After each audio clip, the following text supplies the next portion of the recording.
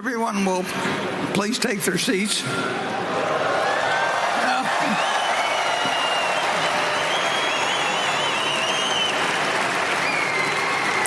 This is my 60th annual meeting, and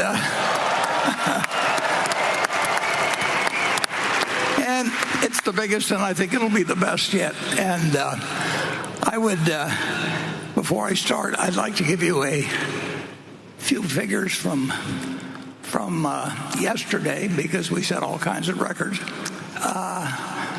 Yesterday we had 19,700 people that joined us in the afternoon between noon and 5 o'clock, and that was up from 16,200, which was a previous record the year before. And in every aspect, we set records.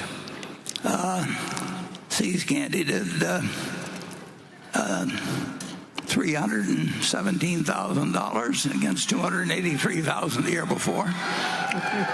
And most of these were limited by capacity. I mean, there were lines there throughout the total day. Brooks did $310,000.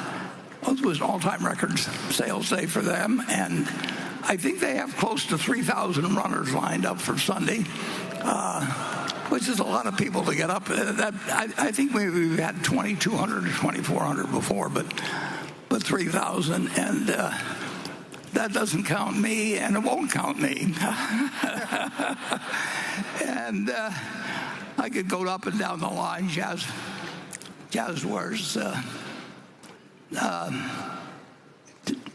around 250,000, double the previous years. They just sell as fast as they can sell. Most every place had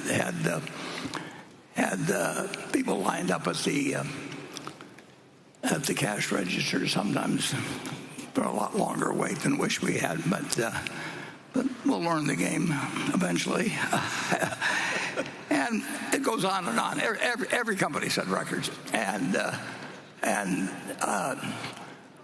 there's no way of knowing how many people we have here today. We have people listening in around the world, but I think we'll probably set records in a great variety of ways. And we're going to have, in a minute, we'll get to the question and answer, but I'd like to first introduce our directors, and I'm Warren Buffett, and I was born and bred right here in Omaha.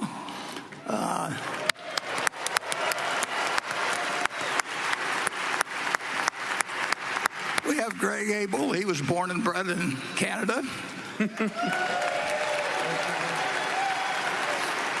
And we have Ajit Jain, who was born and bred in India. So we have a very diverse group. And in the audience, and I will introduce them alphabetically, and if they'll stand as I introduce them. And I know it'll be an effort, but withhold your applause till the end so that we can get through the list. But we'll start alphabetically with Howard Buffett. Howie, would you stand? And withhold the applause. It'll go to his head. Susan Buffett. We have Steve Burke, Ken Chenault, Chris Davis, Sue Decker.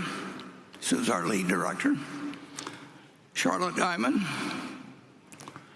Tom Murphy Jr., Ron Olson, and I'll have a few, and when we finish, I'll have a few more things to add about him. Wally Weitz and Merrill Whitmer. And with that, you've got our all-star cast.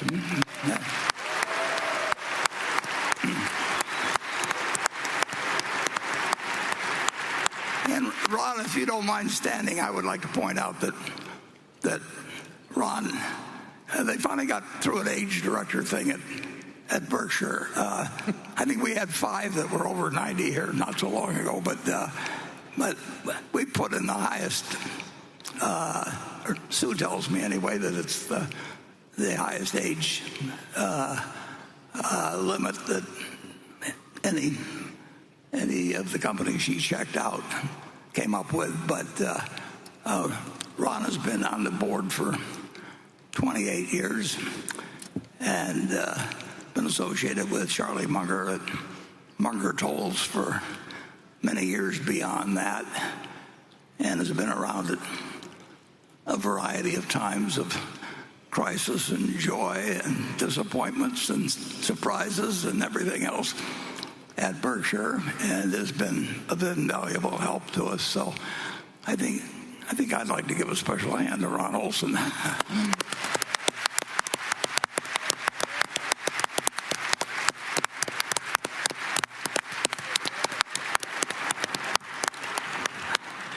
And I think I'll do something else that isn't done usually at annual meetings, but I haven't had a chance.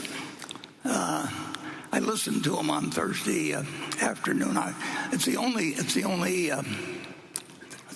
only investment quarterly call that I listen to, but I listened to Tim Cook, and I understand, and it'll be tough for me to see him from up here, but Tim Cook, there he is.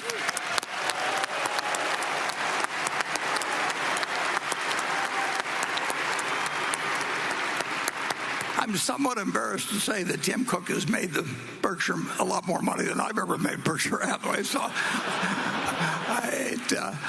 credit should be given to him for. I knew Steve Jobs briefly, and Steve, of course, did things that nobody else could have done in developing Apple. But Steve picked out Tim to succeed him, and he really made the right decision. Steve died young, as you know, and nobody but Steve could have created Apple, but nobody could. But Tim could have developed it like it has. So on behalf of all of Berkshire, thank you.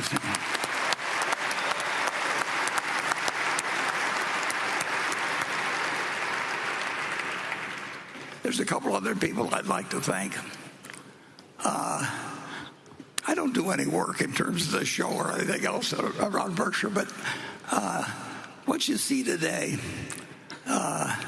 is the product of a lot of people at Berkshire. They forget, they don't think of themselves as the one who's supposed to screw a light in and leave for somebody else, and specialists to come along and do other things. The people of Berkshire put on this show every year, and our chief financial officer and just everybody pitches in.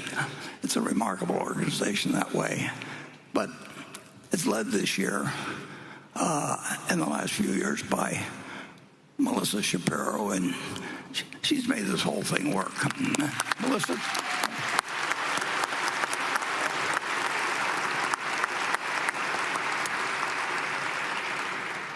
And then we got an idea a while back, many years ago. I'll take it all the way back. Maybe 65 years ago, I met Carrie Sova's grandfather and his wife.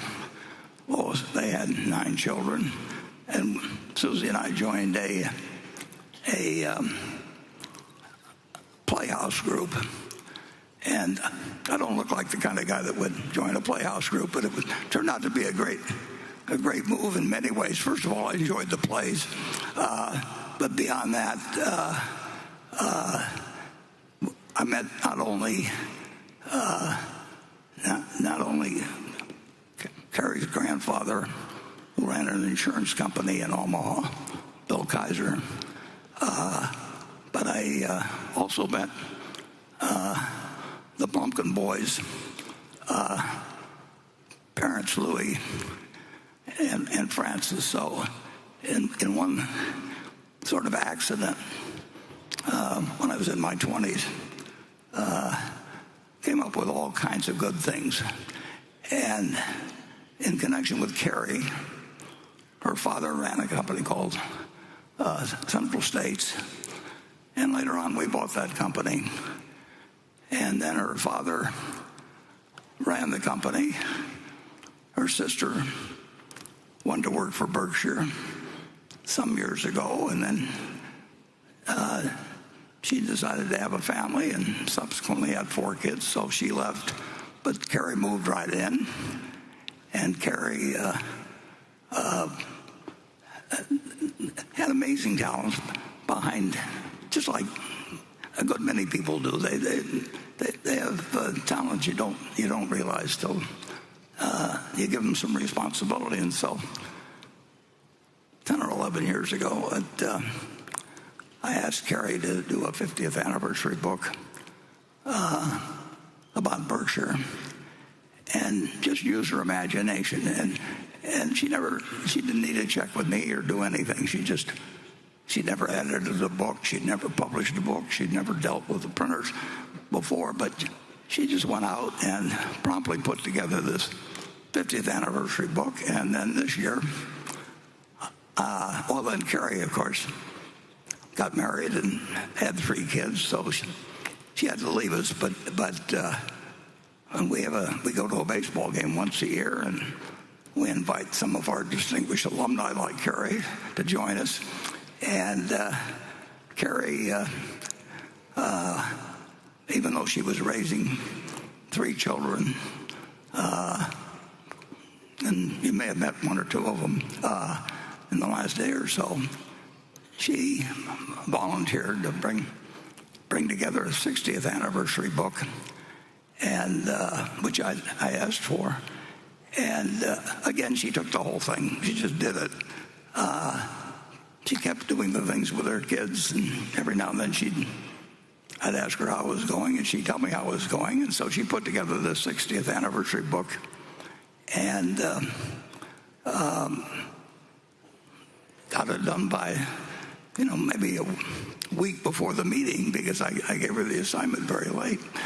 And yesterday we sold, I think it was 4,000 plus, 4,000 to 4,500 maybe. 4,400. We printed 8,000. We intended to print 5,000, but so we sold 4,400 books yesterday, and we'll have roughly 3,600 left out there today. And it's kind of a whimsical but accurate, and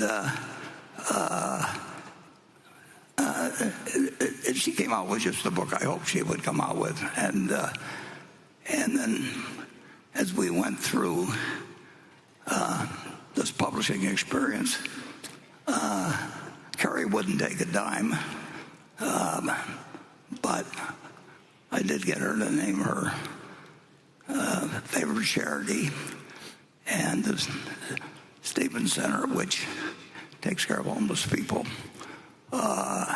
and does a great many other things. It's located about 5 or 6 miles from where we are here south. Has been doing a wonderful job. Her grandfather helped form it.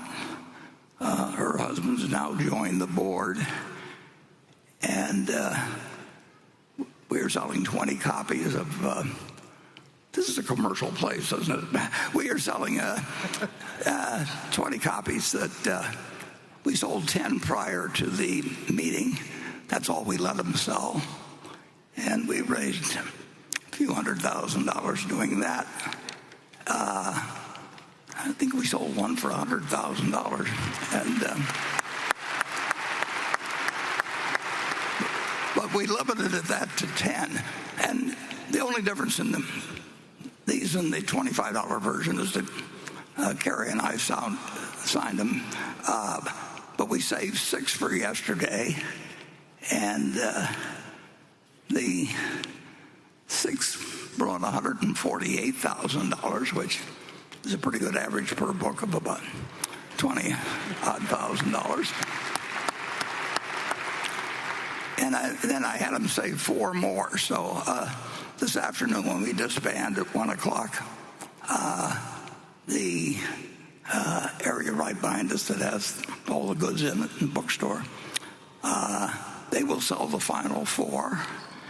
And when we get all through, I'll match whatever we've raised for the 20, and we'll give the Stevens Center a boost, both in financially but also in awareness.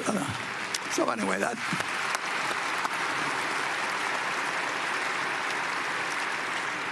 And when you look at that book, Carrie really did the whole thing. I mean, there's a lot of information in there, and she dug through it, and she came through a couple times maybe to check a fact or two. But she got material from the Munger family. She just did a wonderful job, and I couldn't get her to take a penny for it. So I'm going to ask her to do a lot of other things in the future. Okay. With that, I think we've covered all the business. So we will move to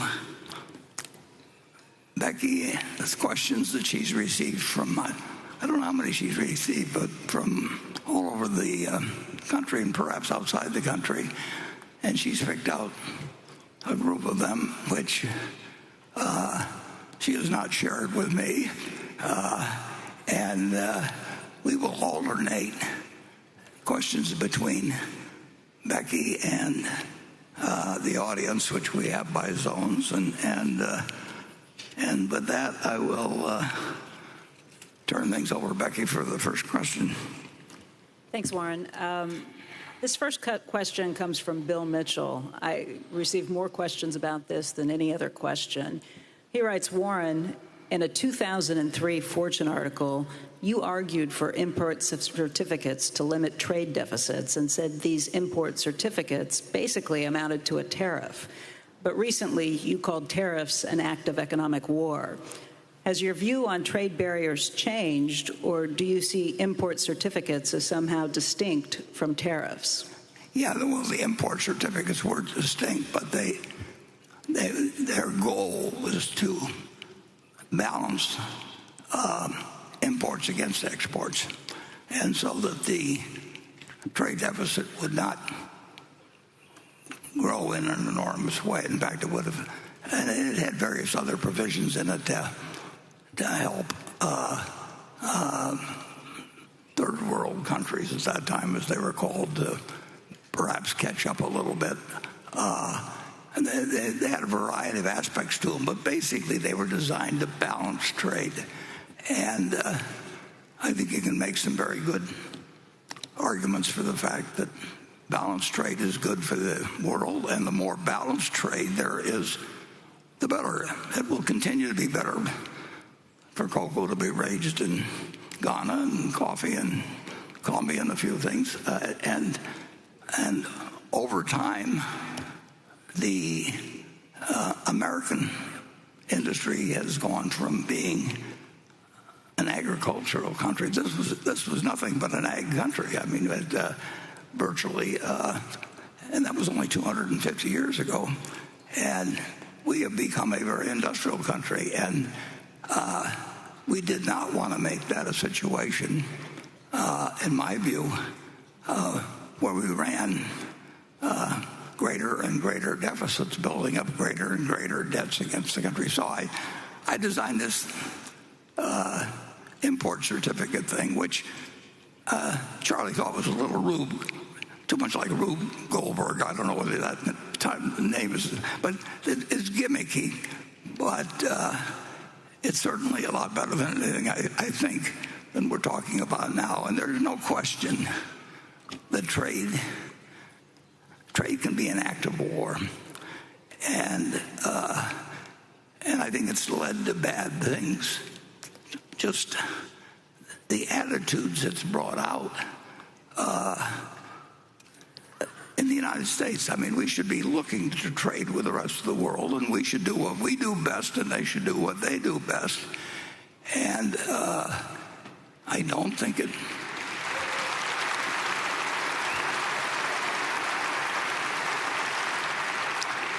That's what we did originally. I mean, we were good at producing tobacco and cotton 250 years ago, and we traded it. And we want a prosperous world with 8 countries with nuclear weapons, including a few that are what I would call quite unstable. I do not think it's a great idea to try and design a world where a few countries say, ha, ha, ha, we've won, and other countries are envious.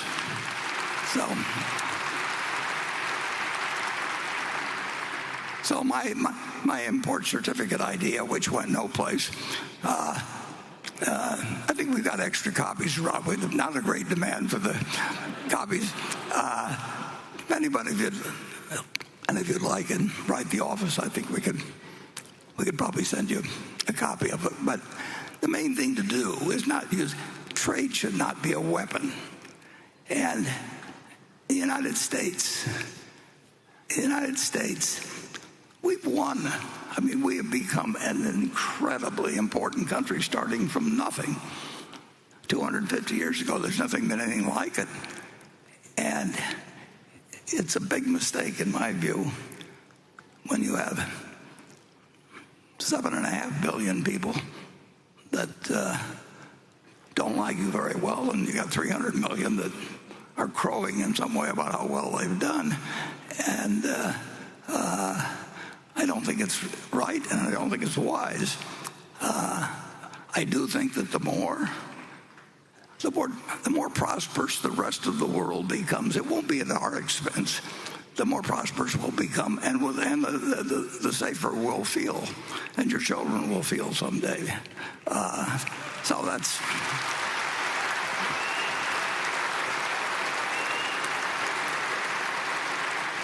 But don't expect my import certificate idea to go down there with Adam Smith's Wealth of Nations or anything.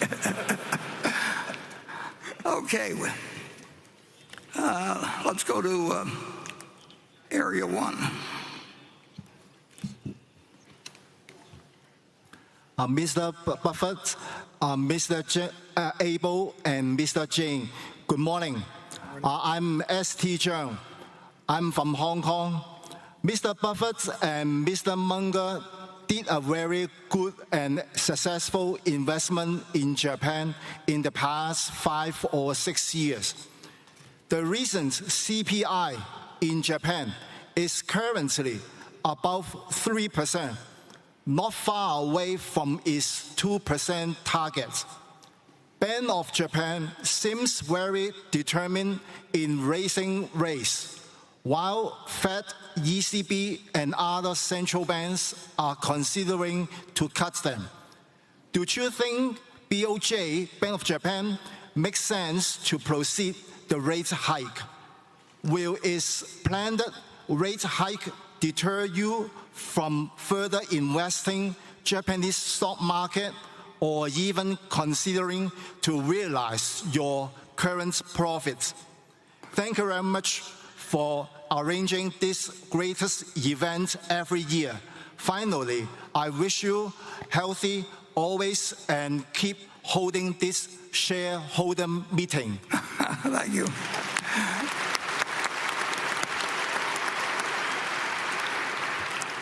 Well, I'm going to extend the same goodwill to Japan that you've just extended to me. I'll let the people of Japan determine their best course of action in terms of economics. It's an incredible story.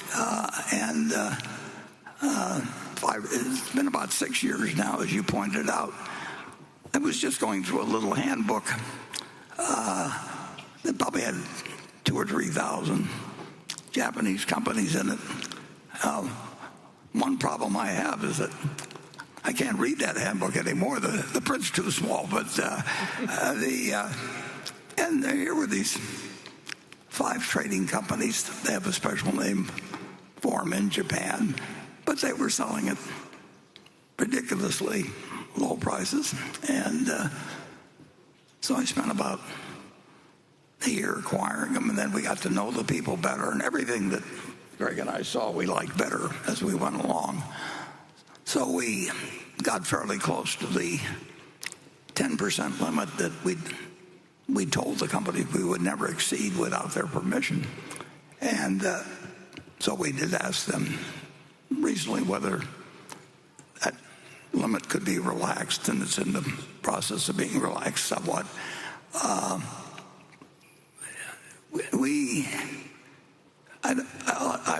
I would say that I'll speak for Greg beyond me, that in the next 50 years, and I hope he's running things then, we won't give a thought to selling those. I mean, Japan's record has been extraordinary, actually, in terms of that. My guess is that Tim Cook would tell you that iPhone sales there are about as great as any country outside the United States. American Express would tell you that they sell their product very, very well in Japan. Coca-Cola, that we do business with, another big investment of ours, they do extraordinarily well in Japan. They have a number of habits in a civilization that operates differently than ours. Japan is by far the biggest. This is the container they've always preferred for soft drinks, and they have a whole different sort of distribution system there. But we have been treated extremely well by the 5 companies. They talk with Greg primarily. I went over there a year or 2 ago, but Greg's more cosmopolitan than I am, so he's which isn't saying much, actually. But very little. But he is. I don't know. How many times do you think you've met with representatives of one company to the other? Yeah, when you think of the 5, there's definitely a couple meetings a year, Warren. And I think the thing we're building with the five companies is, one, it's been a very good investment, but we are really, as Warren touched on, we envision holding the investment for 50 years or forever. But I think we also are building relationships to do incremental things with each of those companies. And we really do hope to do big things with them globally. They bring different perspectives and different opportunities, and we see, and that's why we're building that long-term relationship with them. It's super long-term, and they have they have different customs. They have different approaches to business. That's true around the world,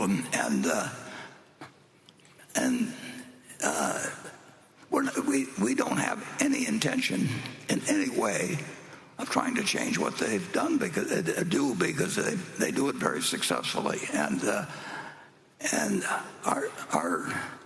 our main activity is just to cheer and clap, and that I can still do at 94. So we will own those.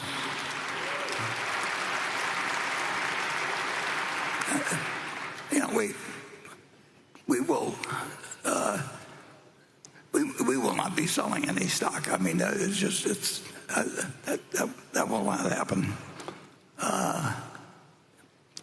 in decades, if then.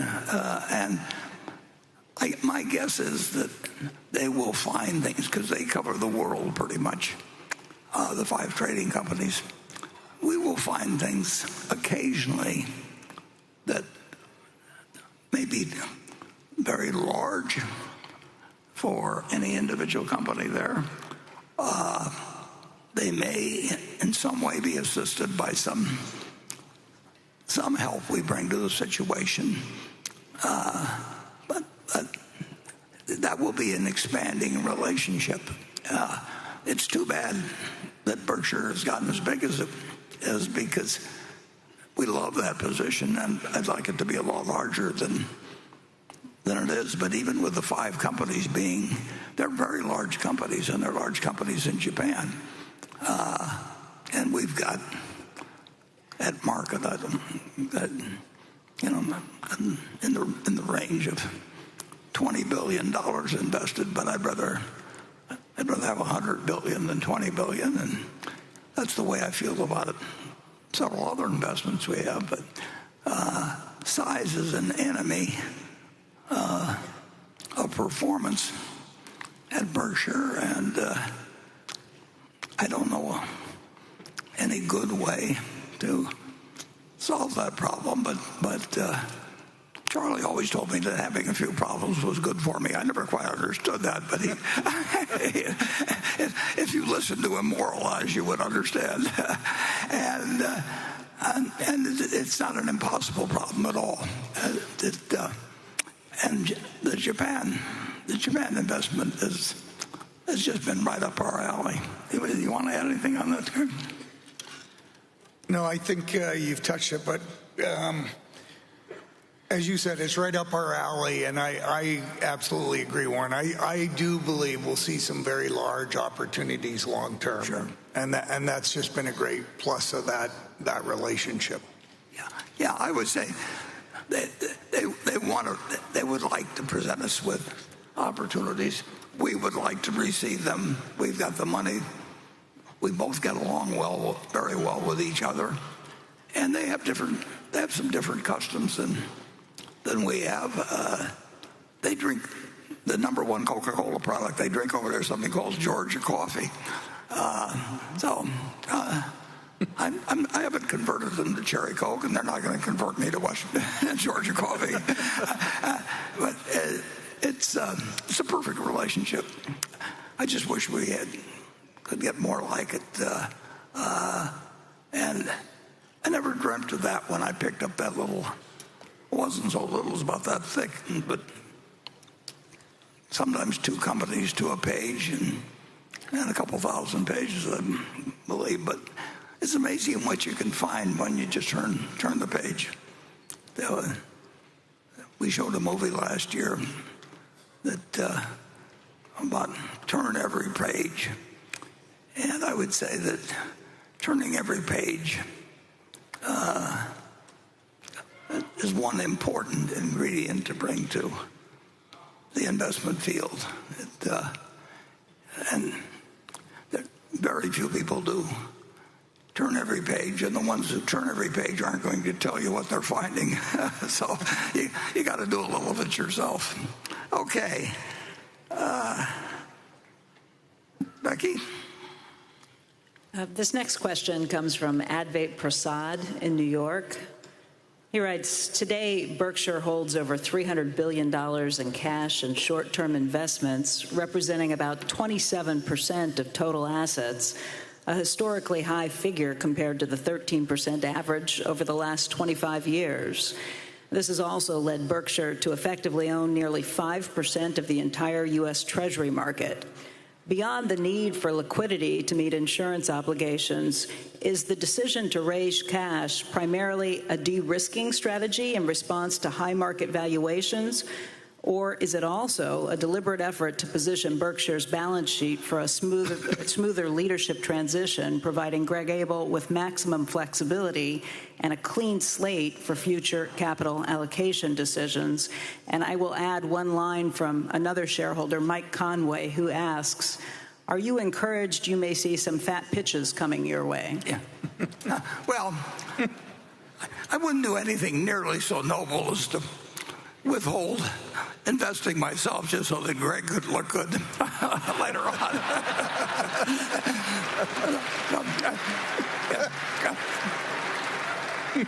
Now, if he gets any edge when I leave, I'll resent it. So the amount of cash we have is we would spend, well, we came pretty close to spending $10 billion not that long ago, for example. But we'd spend $100 billion. I mean, and those decisions are not tough to make. When something is offered that makes sense to us and that we understand and offers good value and where we don't worry about losing. And the one problem with the investment business is that things don't come along in an orderly fashion, and they never will. I mean, it isn't like every day. The long-term record is sensational, but that is not a product. And I've had 200 trading days times 80 years. It's 16 million trading days. We kind of, 16,000 trading days. It would be nice if every day you got 4 opportunities or something like that, and and they were expected to be equally attractive. If I was running a numbers racket, every day would have the same expectancy of that I would keep 40% of whatever the handle was, and so the only question would be is how much we transacted. But we're not running that kind of a business, and so we're running a business which is very, very, very opportunistic. And Charlie always thought I did too many things. He thought if we did about 5 things in our lifetime, we'd end up doing better than if we did 50, and that we never concentrated enough. So that we would rather have, if we've got $335 billion now in treasuries, we would rather have conditions that are developed where we would have like $50 billion or something like that. But that just isn't the way the business works. And we have made a lot of money by not wanting to be fully invested at all times. And we don't think it's improper, actually, for people who are passive investors just to make a few simple investments and sit for their life. But we've made the decision to be in the business, so we think we can do a little better than that by behaving in a very irregular manner. But if you told me that I had to invest, let's say that we have a roughly $40 billion a year coming in, and we start with 335. If you told me I had to invest $50 billion every year till we got down to $50 billion, that would be the dumbest thing in the world to invest in that manner. Things get extraordinarily attractive very occasionally. The long-term trend is up. Nobody knows. And I certainly don't know. Greg doesn't know. Ajit doesn't know. Nobody knows what the market is going to do tomorrow, next week, next month, and nobody knows what business is going to do tomorrow, next week, or next month. But they spend all their time talking about it because it's easy to talk about, but it has no value. I've never found anybody I wanted to listen to on the subject, and on the other hand, I've found that leafing through things like that big Japanese book that I can't read anymore, that's a treasure hunt. And every now and then you find something, and occasionally, very occasionally, but it'll happen again, that I don't know when. It could be next week, it could be 5 years off, but it won't be 50 years off. We will be bombarded with offerings that we'll be glad we have the cash for. And it'd be a lot more fun if it would happen tomorrow, but it's very unlikely to happen tomorrow. Very, very unlikely to happen tomorrow. But it's not unlikely to happen in 5 years, and then the probabilities get higher as you go along. it's kind of like death. I mean, if you're 10 years old, the chances that you're going to die the next day are low. If you get to be 115 or something like that, it's almost a cinch. Particularly if you're a male. I mean, all the records are held by females in terms of age. And I tried to get Charlie to have a sex change so he could test out whether.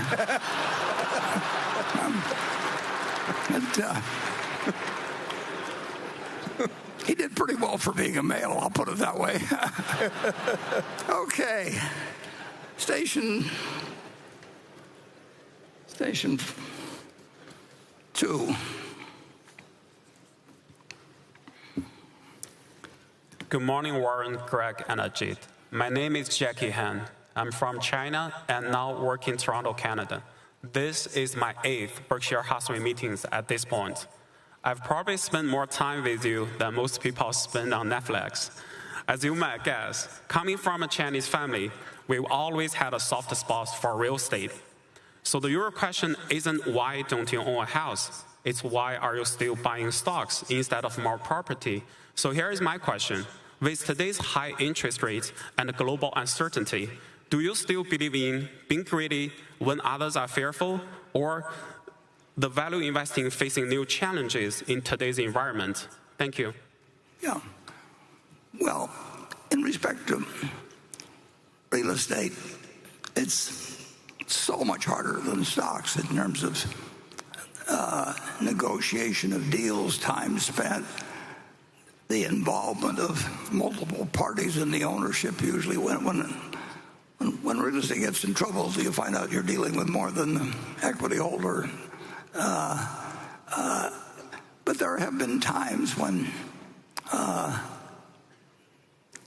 large amounts of real estate have changed hands at bargain prices, but usually stocks were cheaper, but they were a lot easier to do. So Charlie did more real estate. Charlie enjoyed real estate transactions, and he actually did a fair number of them in the last 5 years of his life. But he was, he was playing a game then, and it was an interesting game to him. But I think if you'd asked him to make a choice when he was 21, he had to either be in stocks exclusively the rest of his life or real estate the rest of his life, he would have chosen stocks in a second. There's just so much more opportunity, at least in the United States. There's so much more opportunity that presents itself in the security market than it does in real estate. And in real estate, you're usually dealing with a single owner or a family that owns maybe a large property they've had a long time. Maybe they've borrowed too much money against it. Maybe the population trends are against them. But to them, it's an enormous decision. When you walk down to the New York Stock Exchange, you can do billions of dollars worth of business totally anonymous, and you can do it in 5 minutes. And the trades are complete when they're complete. In real estate, when you make a big deal with a distressed lender, when you sign the deal, then you go into another phase. I mean, then people start negotiating more things, and it's a whole different game, and a different type of person, to some extent, enjoys the game. We did a few real estate deals that came our way in 2008 and 2009, but the amount of time that they would take us compared to doing something intelligent and probably better in securities, there was just no comparison. I mean, in a real estate deal, every sentence is as important as a person, and in stocks, if somebody needs to sell 20,000 shares of Berkshire or something, and they call us and the price is right, it's done in 5 seconds, and it closes all the time. People who you certainly wouldn't want to have marry your daughter, or they behave well, actually. in stocks. Partly that's because they're probably having their wires or phones or whatever it is recorded as to what they've said and everything. but the completion rate for working on anything in stocks is, assuming you've got a meeting of the minds on prices, essentially 100%. In real estate, it just begins when you agree on deals, and then they take forever. So for a guy 94, it's not the most interesting thing to get involved in something where the negotiations can take years.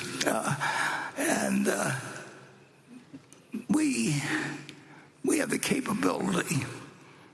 There have been some huge failures in fact, if you go all the way back to Zeckendorf in the 1960s, he was going to change the world, and Century City out in California is a product of his. And if you go to Eurus, if you go to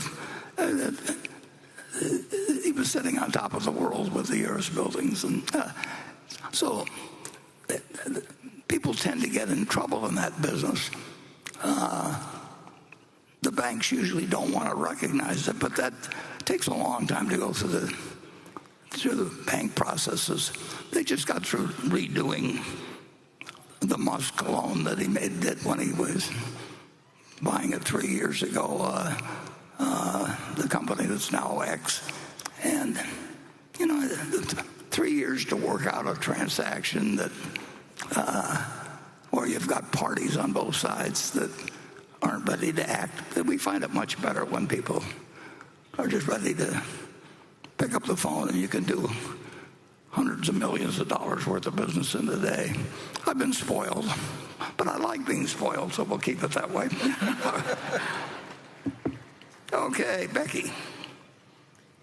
This question comes from Sam England in San Francisco, and it's for Warren and Ajit. As AI systems become more capable and harder to interpret, how do you see that affecting the insurance industry's ability to assess, price, and transfer risk? Are there parallels to past disruptions Berkshire has navigated in underwriting or capital allocation? Okay, Becky, and Ajit's got about 100 points of IQ on me, and he's just going to be here this morning, so I'm going to let him answer the question first. Well, there is no question in my mind that AI is going to be a real game changer, and it's going to change the way we assess risk, we price risk, we sell the risk, and then the way we end up paying claims.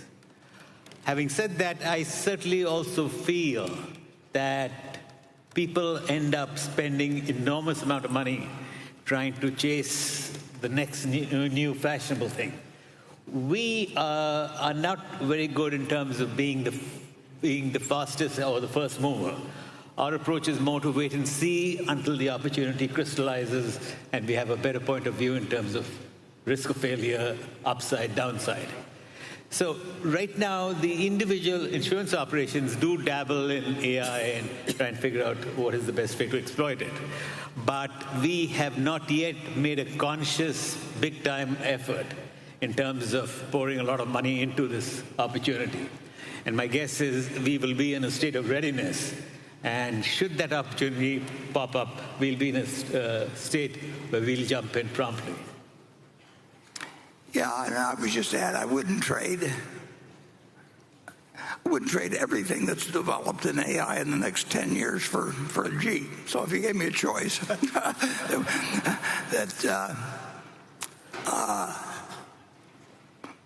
gave me a choice of having $100 billion available to participate in the insurance, property casualty insurance business for the next 10 years, and a choice of getting the top AI product out of whoever's developing it or having Ajit making the decision. I would take Ajit any time. So,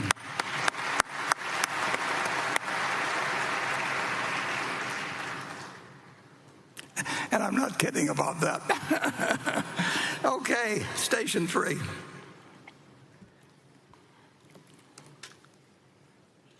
Hello, I'm Sean Siegel from Chicago, Illinois.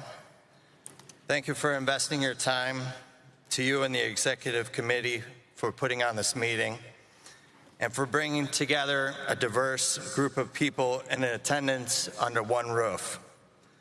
Out of all the companies that Berkshire Hathway owns, there was one that you acquired, the Chicago-based company Portillo's Hot Dogs. How did you know that this would be a good fit for the overall company's portfolio? Well, I'll have to ask Greg about that because I don't know anything about it. So maybe he bought it when I was looking the other way. But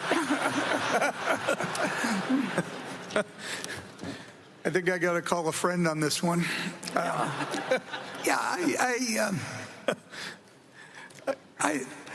We own a lot of companies, but I do like to think I know most of them. But it may be a subsidiary of a subsidiary in some way, but I really don't know a thing about it. I'm sorry. That may be a good thing. I do know something about hot dogs, though. So and we do have a lot of companies in Chicago, Warren, through Marmon, and that's been a great opportunity where we've accumulated a variety of excellent companies under that portfolio. But as you noted, I don't believe Portillo's falls under that. Yeah. No, I look at the financial statements of about perhaps 50 or 60 of our companies every month. But in the case of Marmon, for example, Marmon itself owns over 100 companies, and it was the creature of. It was created by Jay Pritzker and his brother Bob, and it was a remarkable company when we bought it. But it was highly diversified already, and then we've diversified it further. So it is something of a Berkshire within Berkshire, and we found that that's working very good as an arrangement. It was interesting. Jay Pritzker was a remarkable manager, and there's various branches of the Pritzker family. So it really goes back to A.N. Pritzker before Jay and so on. But in 1954. They changed the federal tax code very dramatically in the United States. It was quite a blow to me because I'd been at Columbia and I'd been reading a J.K. Lasser book about the tax code, and then they went and changed the whole damn thing. So it did. But 54 was a big change. Those years come every now and then, like 1986, and you may see a big one of these days. And there was a company called Rockwood Chocolates in Brooklyn, and they made Rockwood chocolate bits, which we used to sell at the Buffett grocery store, and people made chocolate chip cookies out of them and everything. And then it turned out that cocoa, which lately has had a big run too, cocoa was 5 cents a pound in 1941 when LIFO was first allowed for insurance for tax purposes. And the Rockwood Chocolate Company went into on the LIFO message, so they owned like 30 million pounds or thereabouts of cocoa. And then cocoa took a run in 1955, and I had just moved to New York. And there was a provision in the new tax code that if you were in 2 or more companies and you did certain things and you'd been in them for 5 years and you got out of one of them, that there would be no capital gains tax on LIFO inventory gains. And tax rates were around 48%, maybe 52%. And so there was this huge profit because the cocoa had gone up in price, but that made it terrible for them in selling Rockwood chocolate bits because the price at retail of the chocolate bits did not match what was going on at wholesale. Something almost identical has been happening in the chocolate business.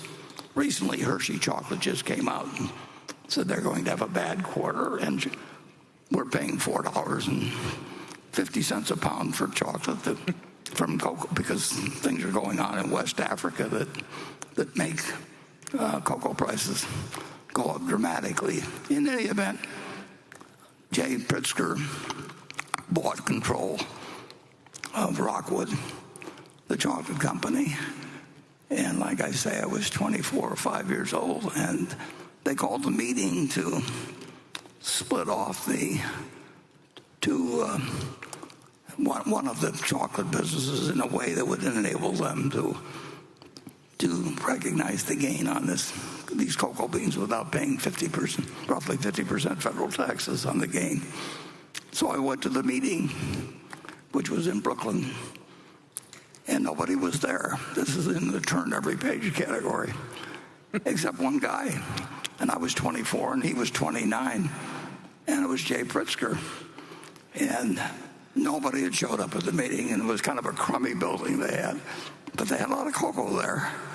And Jay just gave me a lecture, or a lesson, really, I should say, on the tax code. And I mean, I could have gone to graduate school for years and never learned as much as he did. And then later, we actually bought the company, that Rockwood company, after he did some other things, became the basis for Marmon. And Marmon, among other things, developed the car that won the first Indianapolis Speedway race. And it invented the rear view mirror, which I'm not sure is a great advantage in economics or anything, but the guy they used to have on the Indianapolis 500, they had two people in the car. One guy was to look back and see what the other people were doing, and the other guy was to drive the car. And our guy got sick, and so they invented a rear view mirror. So if you want to look at the kind of, what's going on in the laboratories of Berkshire Hathaway, and we've got people working on things like the rear view mirror. Hey, Warren? Yep. I'm happy a friend did call. So that still works. Peter Eastwood, who runs one of our Berkshire subsidiaries and does a great job of running it, tracked down that Portello's is owned by a private equity firm called Berkshire Partners. So that was the basis of the question, but it's not associated with Berkshire. So we got to the bottom of that one. Yeah. Thank you, Peter.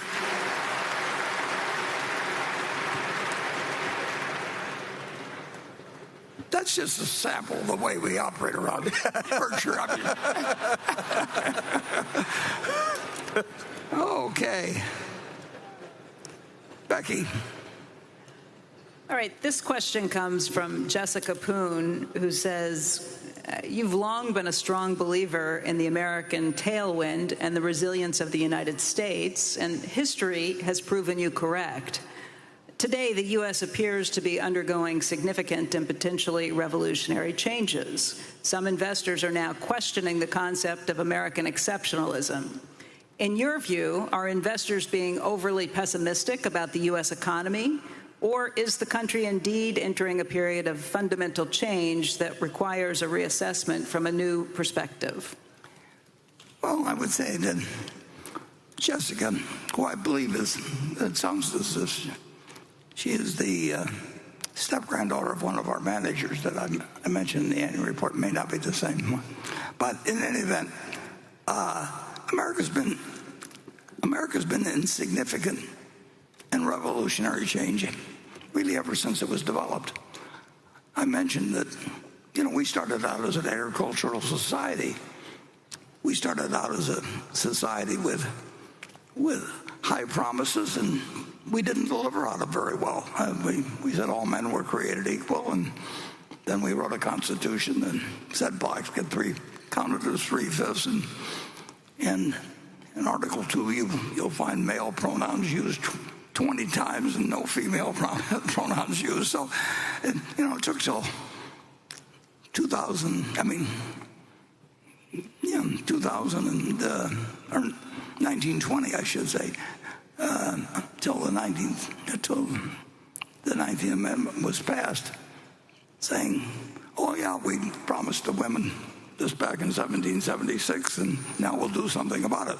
And then we didn't do something about it for a long time. So we're always in the process of change. We'll always find all kinds of things to criticize in the country. But the luckiest day in my life was the day I was born. Because I was born in the United States, and at the time, about 3% of all the births in the world were taking place in the United States.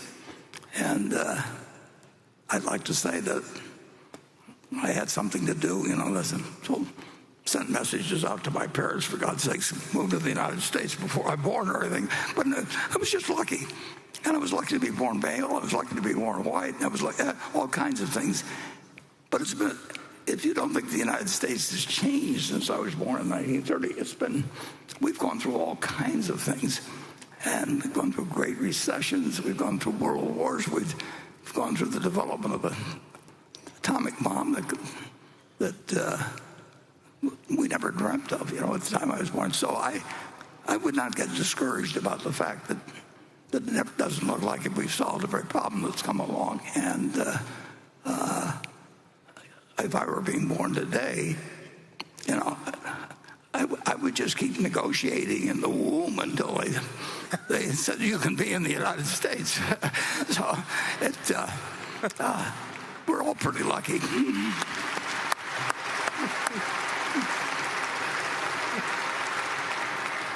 Do you want to give any? We've got two non-United States guys here just to get the other side. So. Who now live in the U.S. Okay, station 4.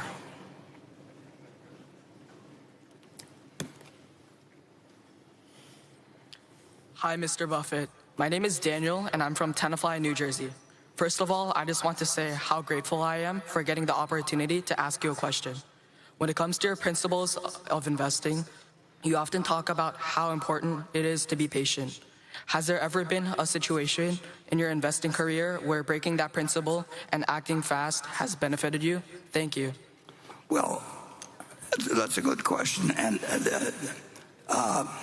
there are times when you have to act fast. In fact, we made a great deal of money because we're willing to act faster than anybody around. Jessica Toombs was, I think she's the stepdaughter or step-granddaughter of Ben Rosner, a manager of ours. And in 1966, I got a call from a fellow named Feldsteiner in New York, and he said, I represent Mrs. Annenberg, and there were actually 9 Annenberg sisters, I believe, before Laura Annenberg came along as the son. But he said, we have a business we'd like to sell you. So I called Charlie up, and I got a few details, and it sounded very interesting. And Charlie and I went back to the office of Will Feldsteiner in New York, who was a marvelous guy. Never met him since, but he was handling things for Mrs. A. Simon, but her name was Annenberg, and her husband had been the partner of Ben Rosner, but he had died, and Ben got kind of tense about working with her, and so he offered us this business at a bargain price. He offered us a business for $6 million. It had $2 million in cash.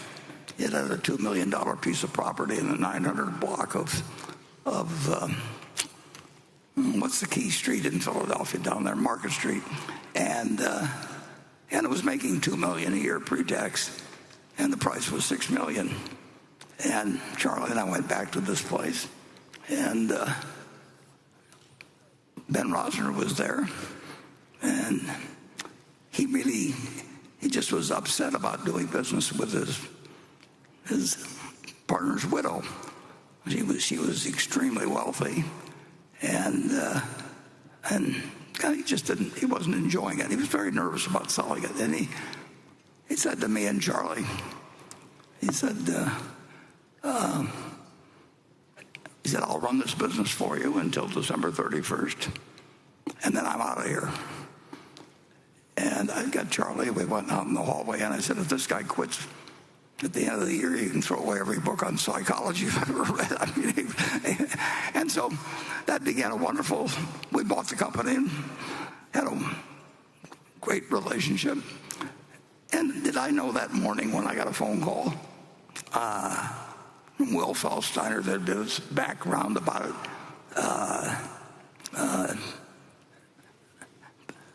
I've had a couple of times, and that was one of them, where people in the East felt that they had a stereotype in their mind of what people from the Midwest were like.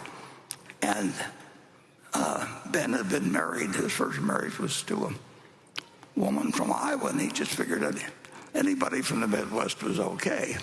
And the trick when you get in a business with somebody, or get in a room with somebody like that, and they want to sell you something for $6 million that's got $2 million of cash and a couple million of real estate and is making $2 million a year, you don't want to be patient then. You want to be patient and waiting to get the occasional call. My phone will ring sometime, with something that, wakes me up. I may be sleeping in there or something, but you just never know when it'll happen, and that's what makes it fun. I mean, so patience. It's a combination of patience and a willingness to do something that afternoon if it comes to you. You don't want to be patient about acting on deals that make sense, and you don't want to be very patient with people that are talking to you about things that will never happen. So it's not a constant asset. It's not a constant liability to be patient. Greg, you. Well, Warren, I was going to add, as you're being patient, I happen to know, and I think that goes for our Ajit also and all our managers. Very patient when we're looking at opportunities, and as you touched on, we want to act quickly. But while we're being patient, never underestimate the amount of reading and work that's being done to be prepared to act quickly. Because we do know, be it equities, but I would include a variety of private companies that when the opportunity presents itself, we're ready to act. And that's a large part of being patient, is using it to be prepared. Yeah, and of course it doesn't come in anything like an even flow. I mean, it's the most uneven sort of activity you could get into. And the main thing you have to do is you have to be willing to hang up after 5 seconds, and you have to be willing to say yes after 5 seconds. And absolutely. And you can't be filled with self-doubt in the business. You just forget it. It isn't going to work. Go into some other activity. But you also, one of the great pleasures, it is the great pleasure actually in this business, is having people trust you. And that's really why work at 90 when you've got more money than anybody could count. If they started today and had machines that are helping them and everything else, it means nothing in terms of how you're going to live or how your children are going to live or anything else.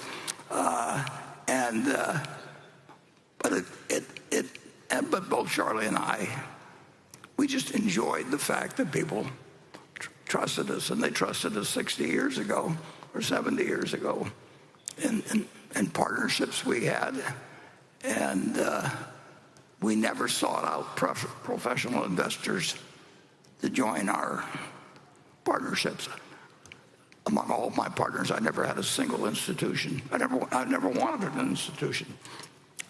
I wanted people, and I didn't want people that were sitting around and having people present to them every 3 months and tell them what they wanted to hear and all that sort of thing. So, and that's what we got, and that's why we've got this group here today. So it's all worked out.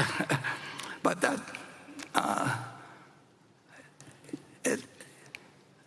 it's you don't want to be patient when things are going your way. When the time comes to act, you want to get it done that day. Okay, Becky? This question is from Flavio Montenegro, a shareholder from Guatemala. A couple of years ago in this meeting, Mr. Jain outlined the significant challenges GEICO faced in modernizing and integrating its IT systems. It was also mentioned that competitors were ahead in their pricing strategies because of the use of telematics.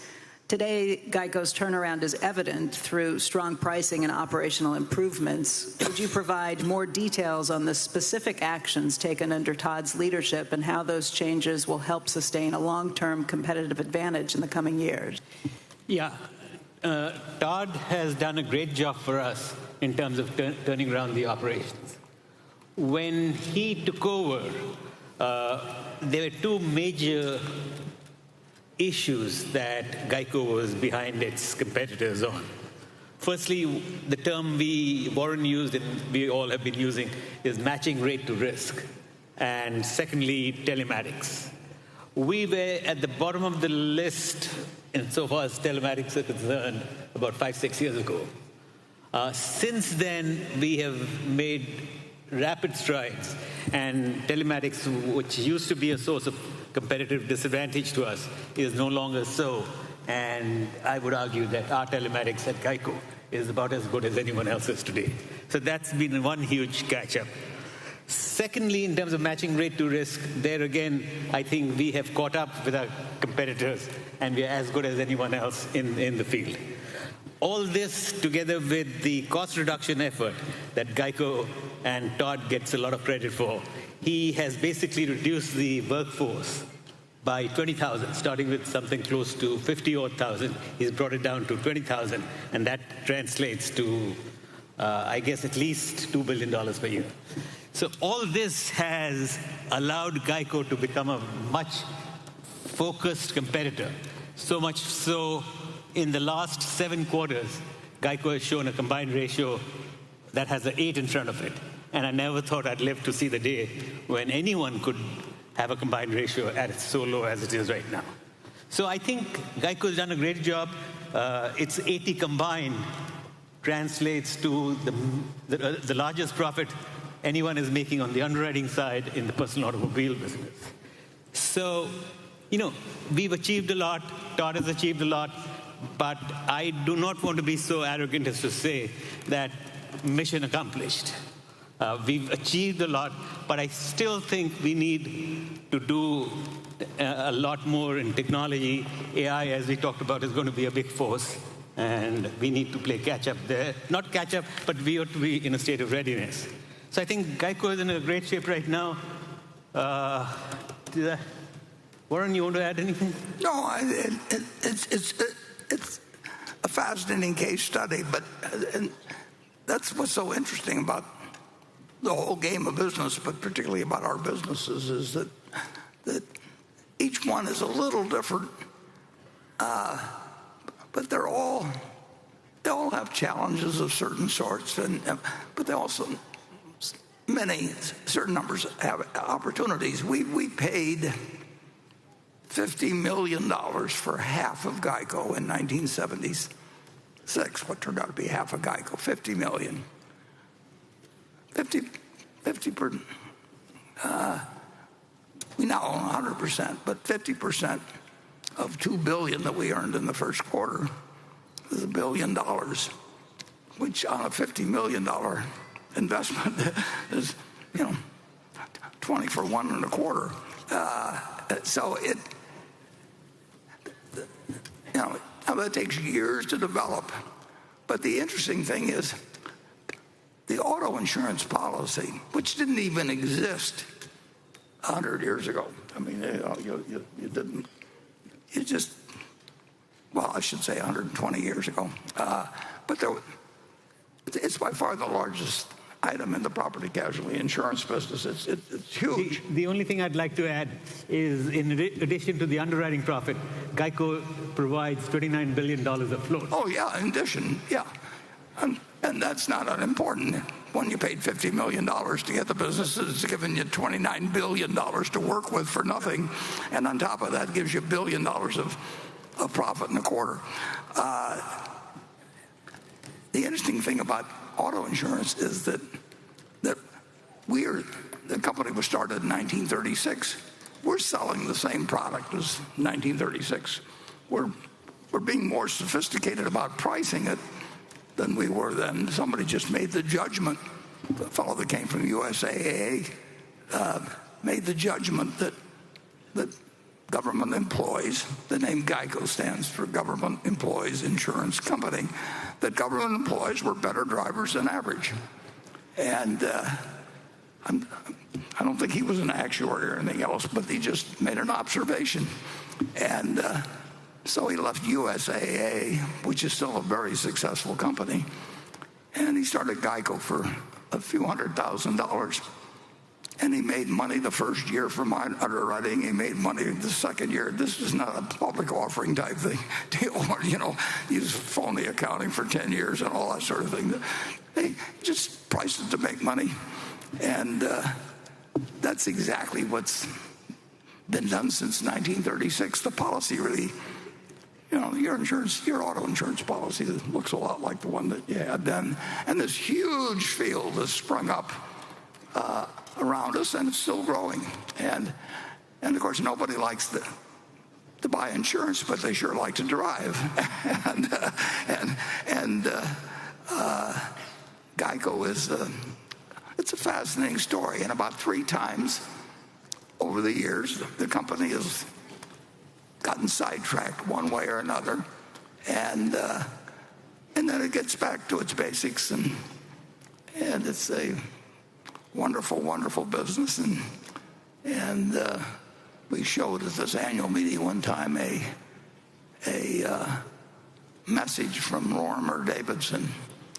And Lorimer Davidson in January of 1950 was the only person in the building that I'd gone down on a Saturday to visit, but it turned out they didn't work on Saturdays in Washington, and I pounded on the door till finally a janitor let me in. And I said to the janitor, "Is there anybody else I can talk to here except you?" And he didn't take it personally, and he said, "Well, there's one guy up on the 6th floor." And a fellow named Lorimer Davidson did wonderful things for me. You get a few breaks in life in terms of people you will meet who can just change your life dramatically. And if you need a handful of those, and when you get them, you treasure them. And we've had them on this board at Berkshire. If you take Tom Murphy and Sandy Gottesman and Walter Scott and Bill Scott, one thing we've done is we've held on to human assets. We've made lifelong assets out of people that are the right sort, and with incredible talent, but also just lots of fun to work with and always doing more than their share. And, to get a chance to talk to Lorimer Davidson on a Saturday afternoon, you just listen carefully. And that comes in the category of turn every page. Some of them you want to turn pretty fast, but You just get lucky in life, and you want to take advantage of your luck. Okay, station 5. My name is Benjamin Graham Sanderson from Pasadena, California. Warren, thank you for all you've taught us over the years. Earlier you said nobody but Steve Jobs could have created Apple, but nobody but Tim Cook could have developed it like he has. Warren, nobody but you could have created Berkshire. And I presume you view Greg as an outlier among outliers. But he seems so normal. Sorry, Greg. That's a nice way of saying it's not normal, actually, but I appreciate it. So I was hoping you could share what specifically about Greg makes him your preferred successor. And Greg, we're excited to get to know you more over the next few decades. Thank you. Thank you. Yeah. Thank you.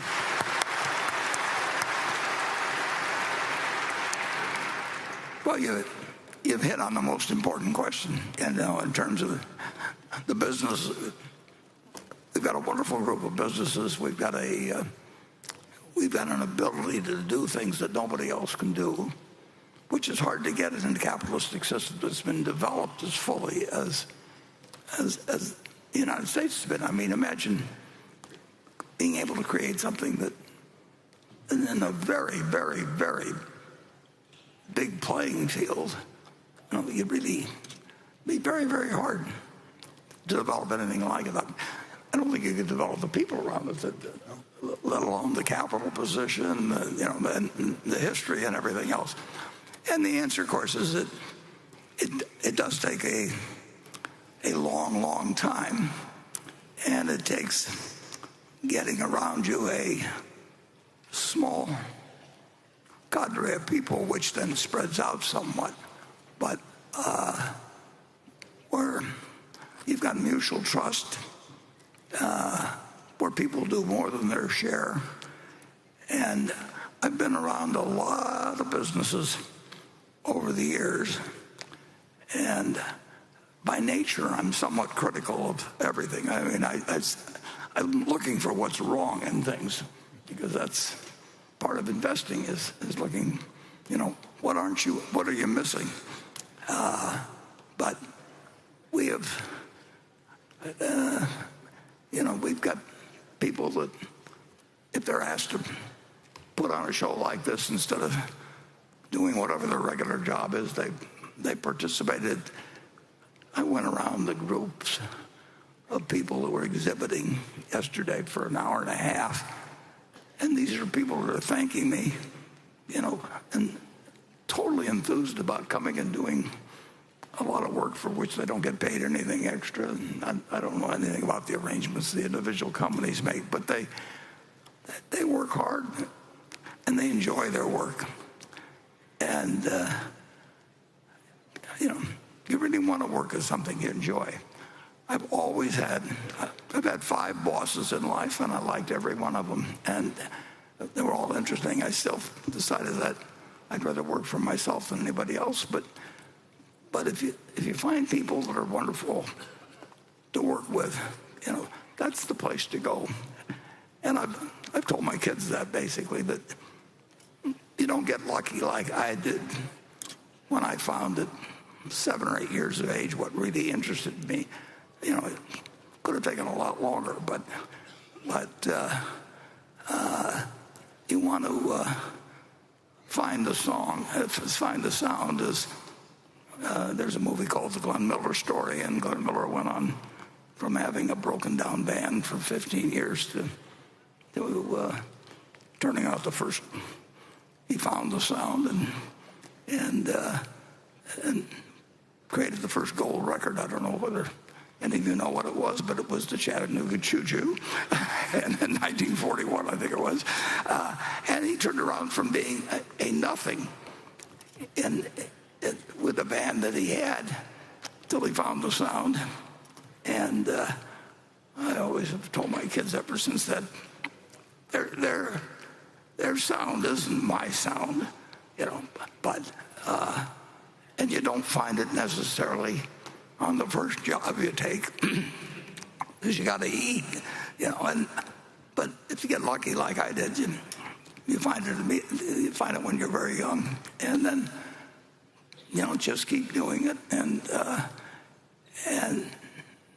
don't worry too much about starting salaries, and don't worry about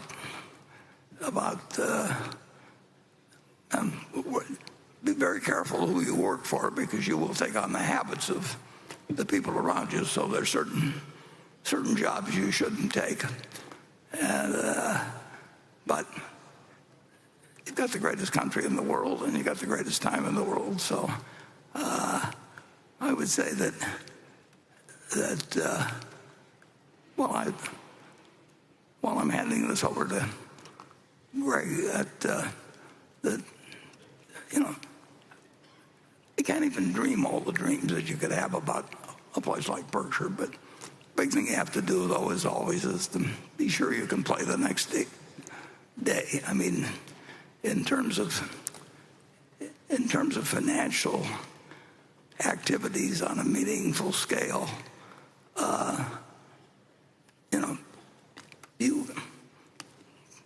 you don't want to go. There was a book about, what was the name of that book? You only have to get rich once.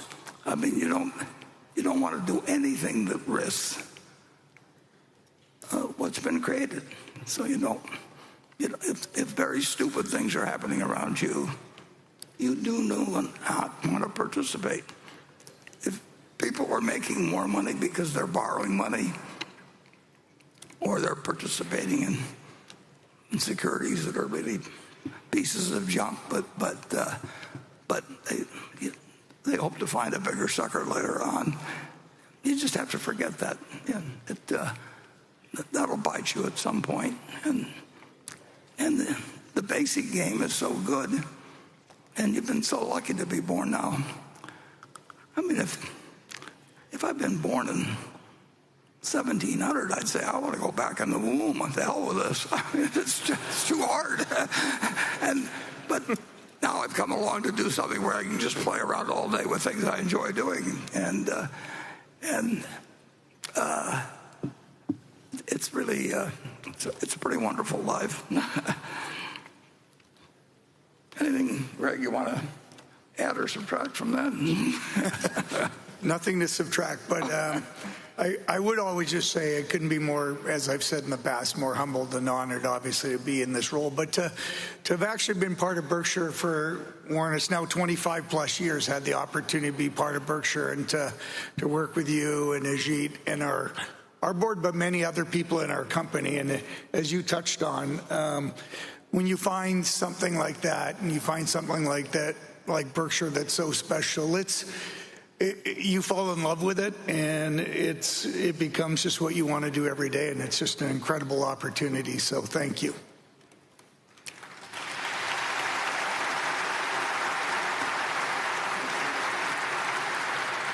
And to the gentleman who asked the question, if you don't find it immediately, don't starve to death or anything in the meantime. But you will find it, and you'll find it in the right individual. In a sense, it's somewhat like finding the right person in marriage. I mean,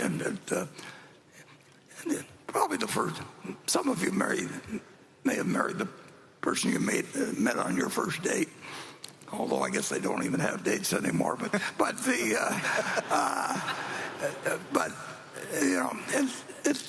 sometimes it pays to wait too.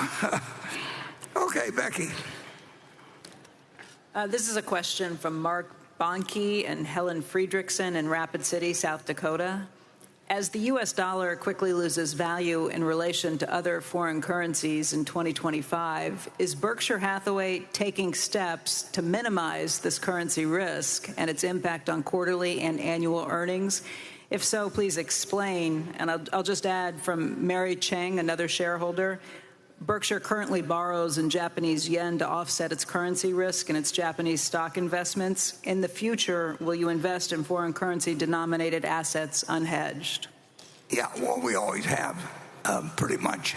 The Japanese situation is different because we we do intend to stay so long with that position. And the funding situation is so cheap that we essentially have attempted to some degree to match purchases against yen-denominated of funding. But that's not a policy of ours. In fact, that's the first time we've done that, and we've owned lots of securities in foreign currency. So we do nothing in terms of the question about its impact on quarterly and annual earnings. We don't do anything based on its impact on quarterly and annual earnings. I mean, there's never been a board meeting I can remember or a conversation I had with Charlie where I say, if we do this, our annual earnings will be this, and therefore we ought to, whether it's accounting or whether anything, we just, the number will turn out to be what it'll be. What counts is where we are 5 or 10 or 20 years from now. And if you start focusing on what number you're going to produce, you will quickly get tempted, at least based on the experience I've seen from viewing 20 companies. You will get so you'll, one way or another, play around with the numbers, and sometimes seriously play around with the numbers. And I've seen people that I trust them in all kinds of other ways, but they regard playing around with numbers as perfectly okay. And that's just not something, we just don't think about that. So actually the yen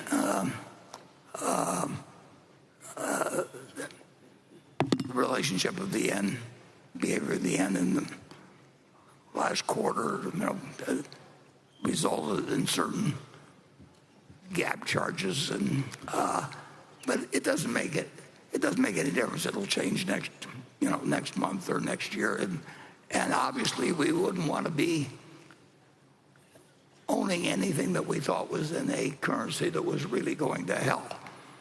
And that's the big thing we worry about with the United States currency. I mean, the tendency of a government to want to debase its currency over time there's no system that beats that. You can pick dictators, you can pick representatives, you can do anything, but the people, there will be a push toward weaker currencies, and of course that is, I mentioned very briefly in the annual report that fiscal policy is what scares me in the United States, because it's made the way it is, and all the motivations are to doing a lot of things that can cause trouble with money. But that's not limited to the United States. It's all over the world, and some places it gets out of control regularly. As they know,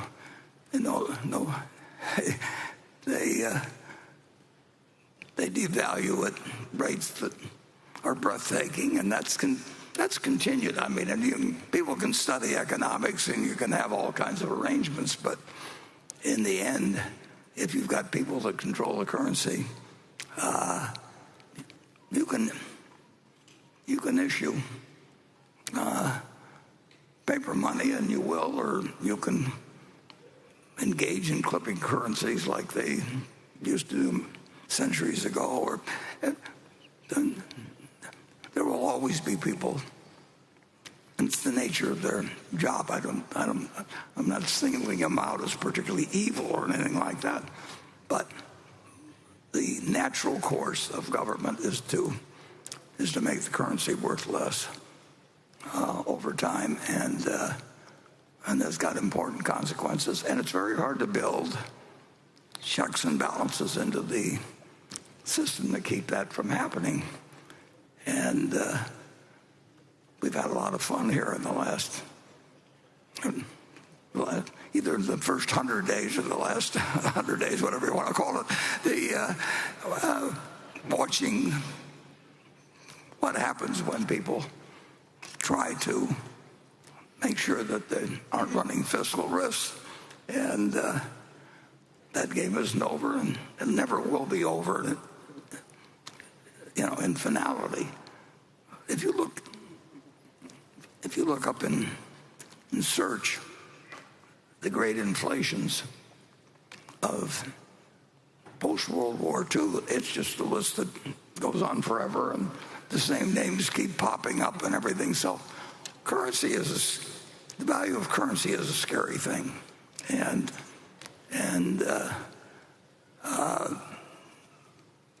we don't have any great system for beating that. We do in this particular Japanese position because we expect to hold it for 50 or 100 years or more. And we will be owning something that's denominated in yen and easily predictable. And we'll just, as long as the carry on it is right and everything, we'll attempt to issue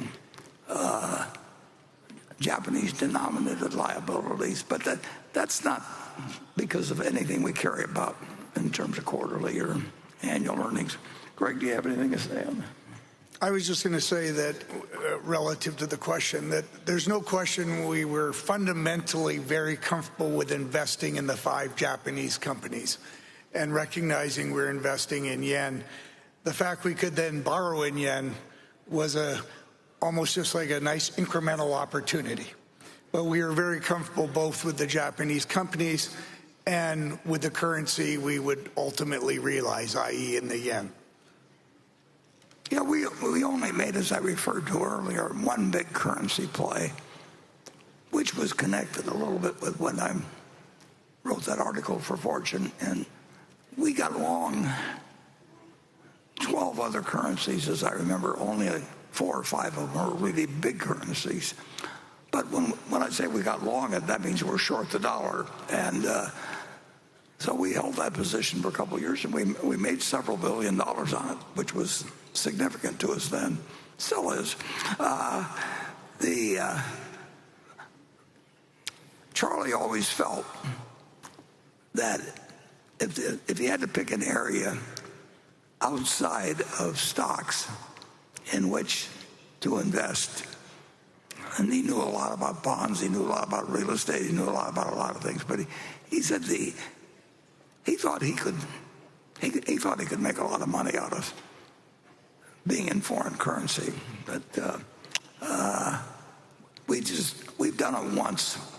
It's not inconceivable we would do it again, but it's unlikely.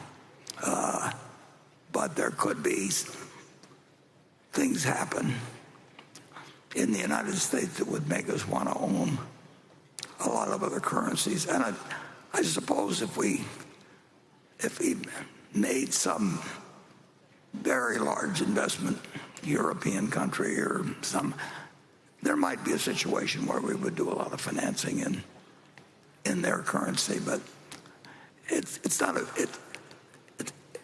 it was something that just was sort of obvious to do in the Japanese situation, where we had the ability to borrow yen at very, very low carrying cost, and we felt very good about the income we'd be receiving from these securities, and if the present condition, which it won't, I mean it never does, but prevailed for decades and decades, we would probably keep doing the same sort of thing. But things change in the world too, so don't take that as a prediction. Okay, section 6.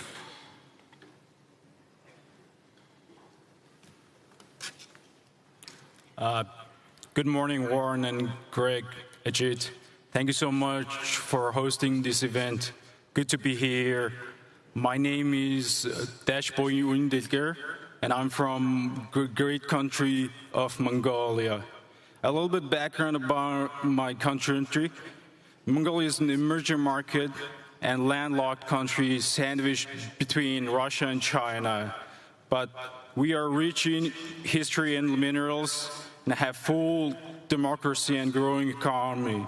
Last week, we hosted our second annual Mongolia Investor Conference in New York to attract investors like yourself.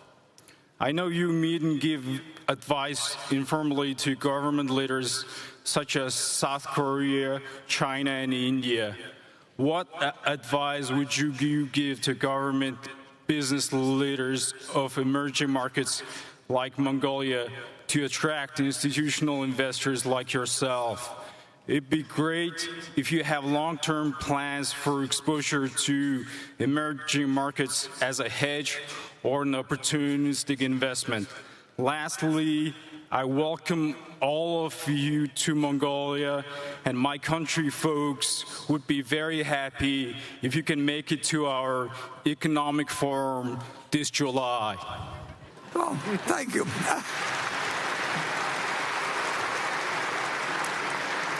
Yeah, I have trouble planning a trip to Council Bluffs, which is just a few miles from here, but that takes an optimist. Actually, I met a fellow here at the annual meeting, probably 20 years ago or more, who did a lot in Mongolia. And he did very well in Mongolia and actually moved there for quite a while. I would say that if you're looking for advice to give the government over there, it's to develop a reputation for having a solid currency over time. I mean, that we don't really want to go into any country where we think that there's a chance, I mean, a significant probability of runaway inflation. It's too hard to figure. Other people have figured out ways to make money in hyperinflationary situations, but that's not our game, and I don't think I'd play it well. So we wouldn't be. That would be a factor with us. The chances are, and we won't find anything in Mongolia that fits our size requirements aside from that. But like I say, I think my friend that I met here 20 years ago has done very well in Mongolia. And if the country develops a reputation for being business friendly and currency conscious, I think that bodes very well for the residents of that country, particularly if it has some other natural assets that it can build around. I don't know that much about the minerals there or anything of the sort, but I mean, who would have bet on the United States in 1790? But we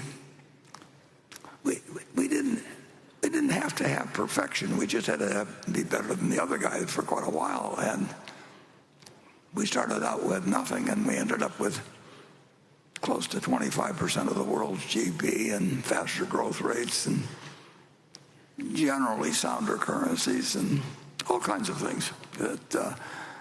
So I wish you well.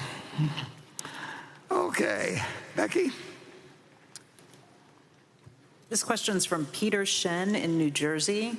It's for Mr. Buffett and Mr. Jain. In recent years, large private equity firms like Blackstone, Apollo, and KKR have aggressively expanded into insurance, raising permanent capital, managing float, and aiming to replicate the model that Berkshire pioneered decades ago. Given that these firms are now directly competing for insurance assets, often using higher leverage and more aggressive investment strategies, how do you view their impact on Berkshire's insurance operations and underwriting discipline? Do you believe that the private equity model poses risks to policyholders in the broader financial system? And has this competition made it more challenging for Berkshire to find and price insurance opportunities safely and profitably today? Ajit? Okay. Yeah, part of the question is very easy.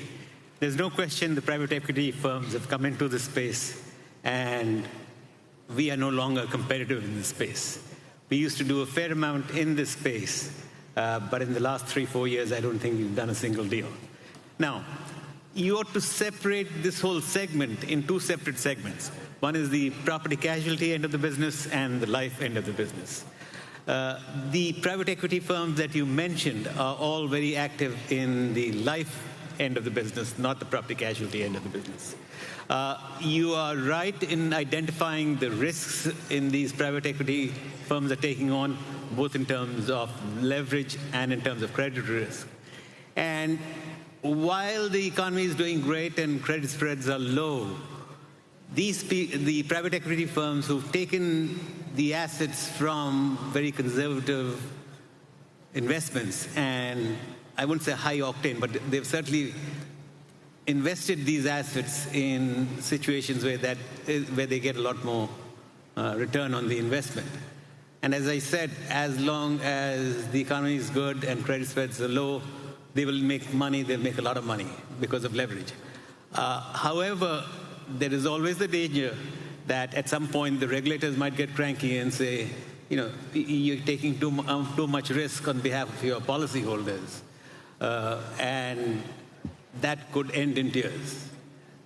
We do not like the risk reward that these situations offer, and therefore we put up the white flag and said, you know, we can't compete in this segment right now.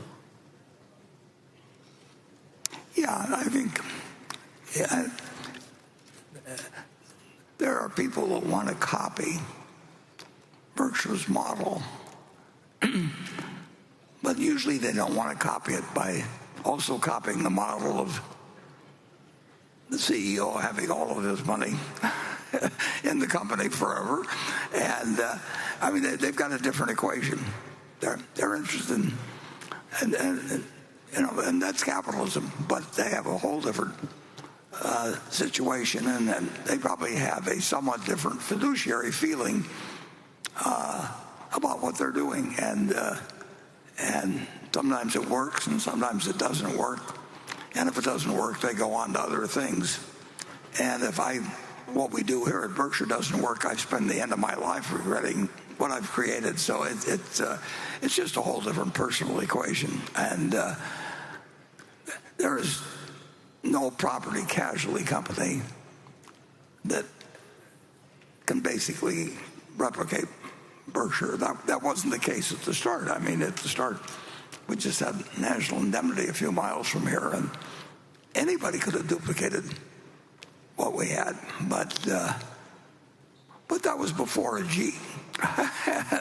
and the G came with us in 1986, and at that point, the other fellows should have given up.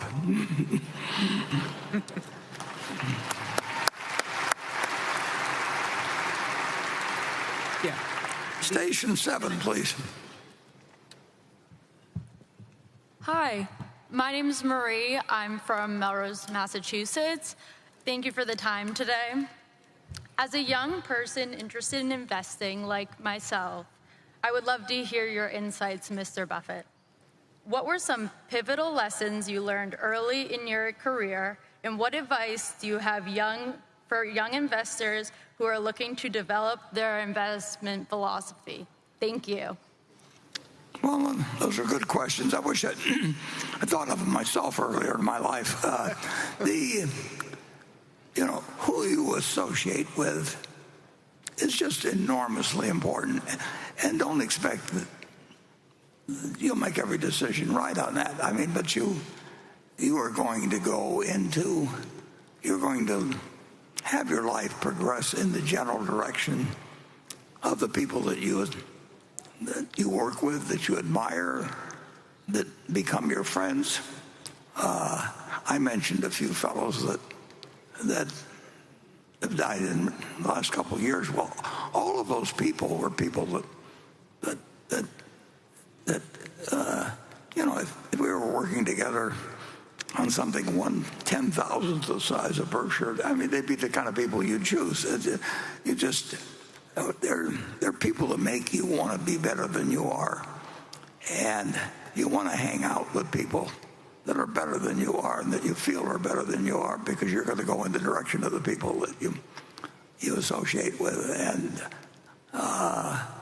And that's something you learn. And of course, you learn it late in life.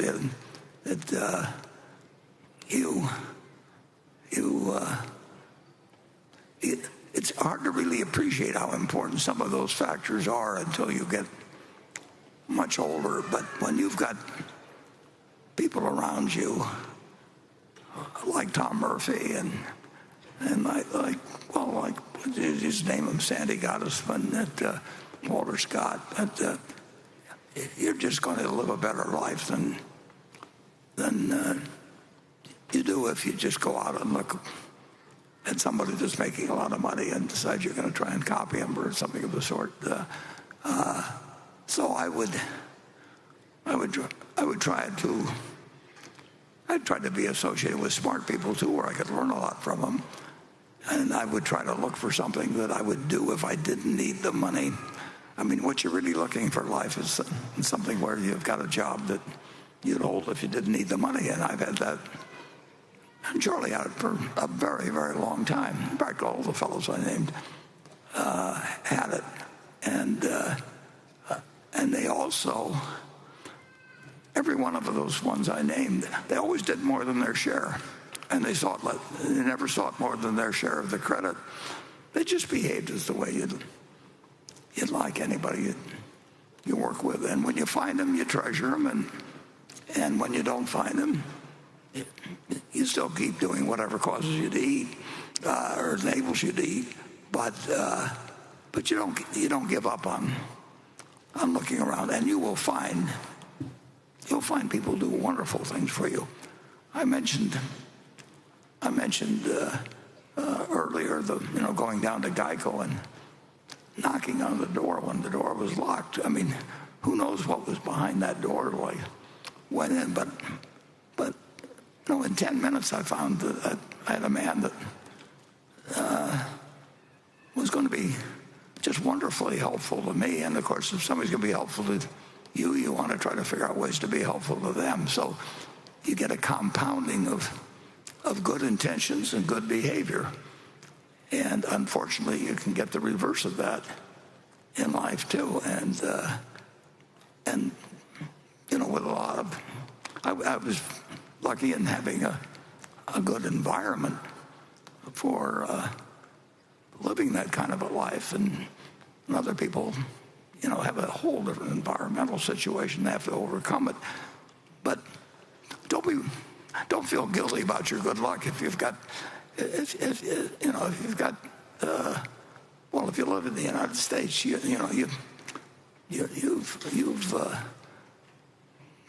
there are 8 billion people in the world and there's 330 million in the United States. You've already won the game to a great degree, and then just keep making the most of it. But you don't want to associate with people or enterprises that ask you to do something or tell you to do something that you shouldn't be doing.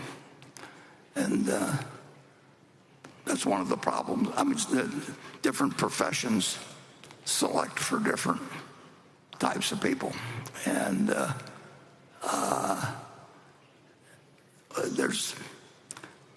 it's interesting to me that in the investment business,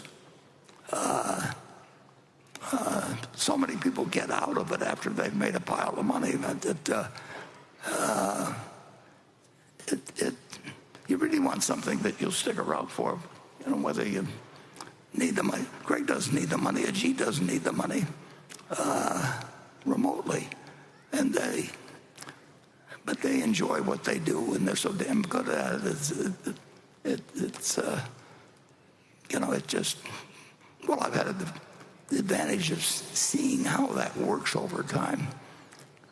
the best manager I ever knew, and there's a lot of contention for who that would be, but actually it was Tom Murphy Sr. Who lived to be almost 98, and I've never seen anybody that could get the potential out of other people more than Murph could. I mean, if you wanted to become a better person, you wanted to work for Tom Murphy. And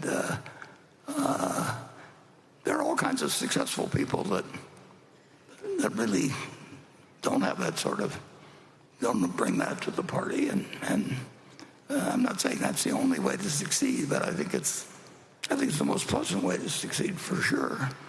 And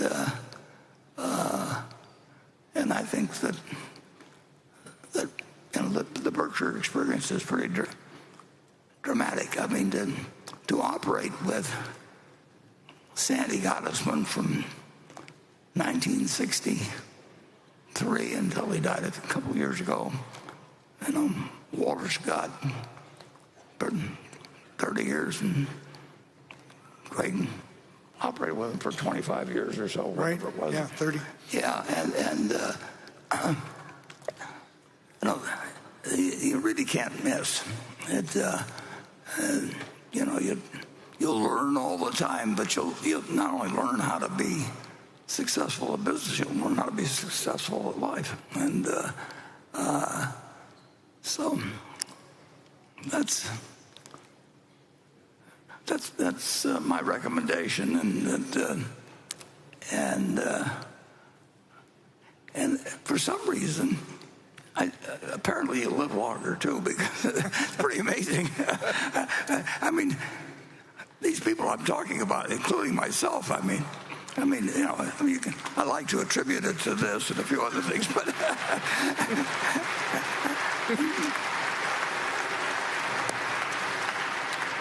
I think a happy person lives longer than somebody that's doing some things that they don't really admire that much in life. Okay. Let's move on to, I guess it's Becky next. The first quarter ended March 31st, and it did show that Berkshire's cash pile expanded from the end of the last year. But the greatest market turmoil came in April. Martin Devine, a shareholder from Scotland who is attending the meeting today, wants to know, has the recent market volatility presented Berkshire with opportunities? And Martin just wrote in an addendum in the last 40 minutes or so, pointing out that you mentioned Berkshire almost invested $10 billion recently, and wanting to know if you could talk more about that. Well, then, I can give you a good answer to the second part, which is no.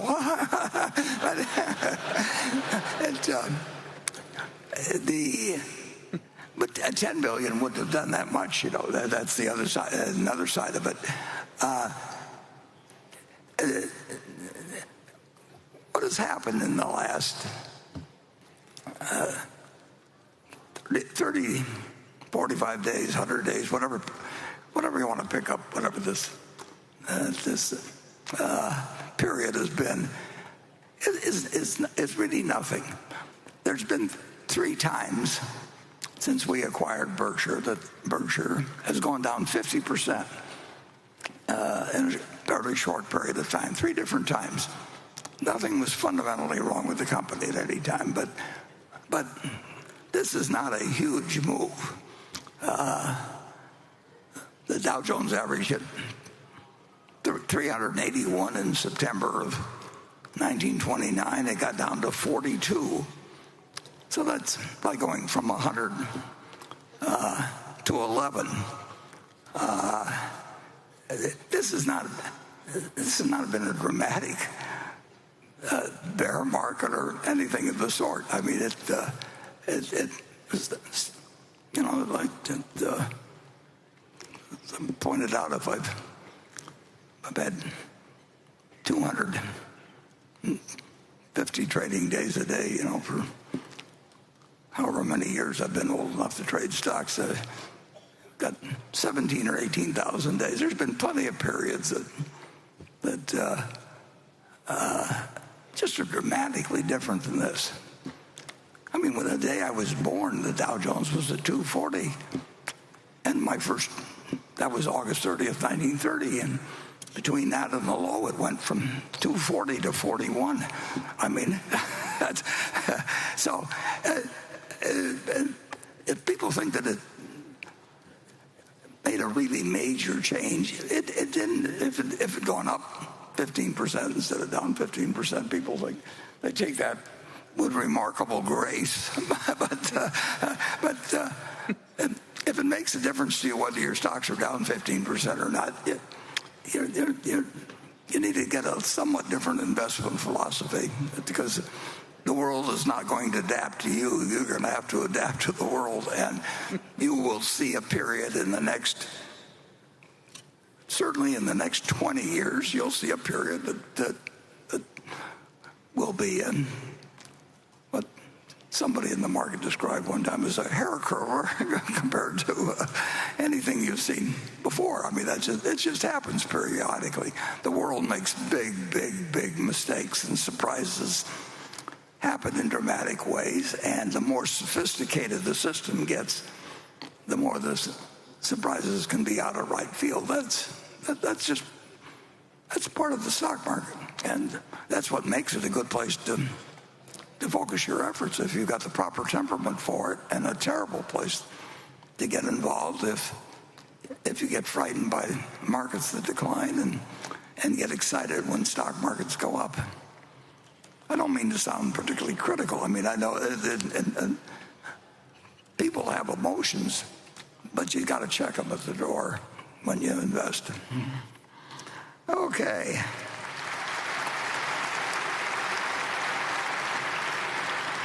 Station 8, please.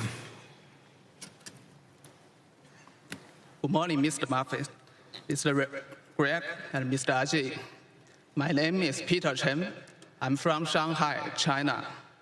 This is my first time attending this shareholders meeting. I would like to ask a question about the wisdom of life. Have you ever encountered any major setbacks or low points in your life? And how did you get through and overcome them? Thank you very much. Yeah.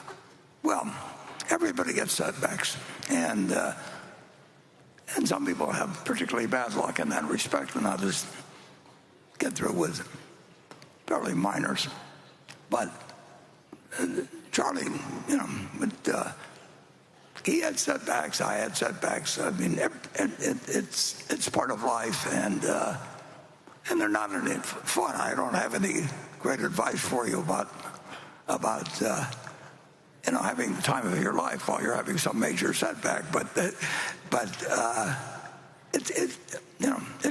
it comes with lifetime. You certainly have a setback when you die. And so everybody's got that setback guaranteed to them. But some people get, and I mean, it isn't a laughing matter in a sense, because, I mean, people get extraordinary bad luck, and other people get extraordinary good luck. Usually the people who get good luck don't really think it was so much luck as themselves, but you're just going to have it. I think that you're less likely to have it in terms of medical problems, in terms of various things in life. I mean, you were born at a good time. I mean, if you look all the way through the history of China, when would you rather have been born? 100 years ago, 500 years ago, 1,000 years ago, or now? It's just hands down. You'd be lucky. I mean, if I came from 20 generations of shepherds, I think I get kind of tired of my life just looking at these sheep every day. But we can sit here and I can watch Nebraska not quite play the same game of football that we played 20 years ago, but I mean, everything in life has been made so much better that you've got to figure that you do a lucky straw by staying in the womb for a couple 100,000 years and then just emerging at the right time. So I would focus on the things that have been good in your life rather than the bad things that happen, because bad things do happen. But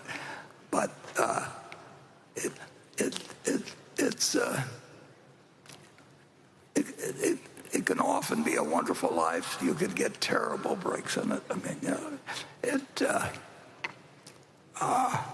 so far that really hasn't happened with me, but it's happened with some of my friends. But you get some bad breaks from time to time. But for 94 years, I've been able to drink whatever I want to drink, and and they predict all kinds of terrible things for me, but it hasn't happened yet. So,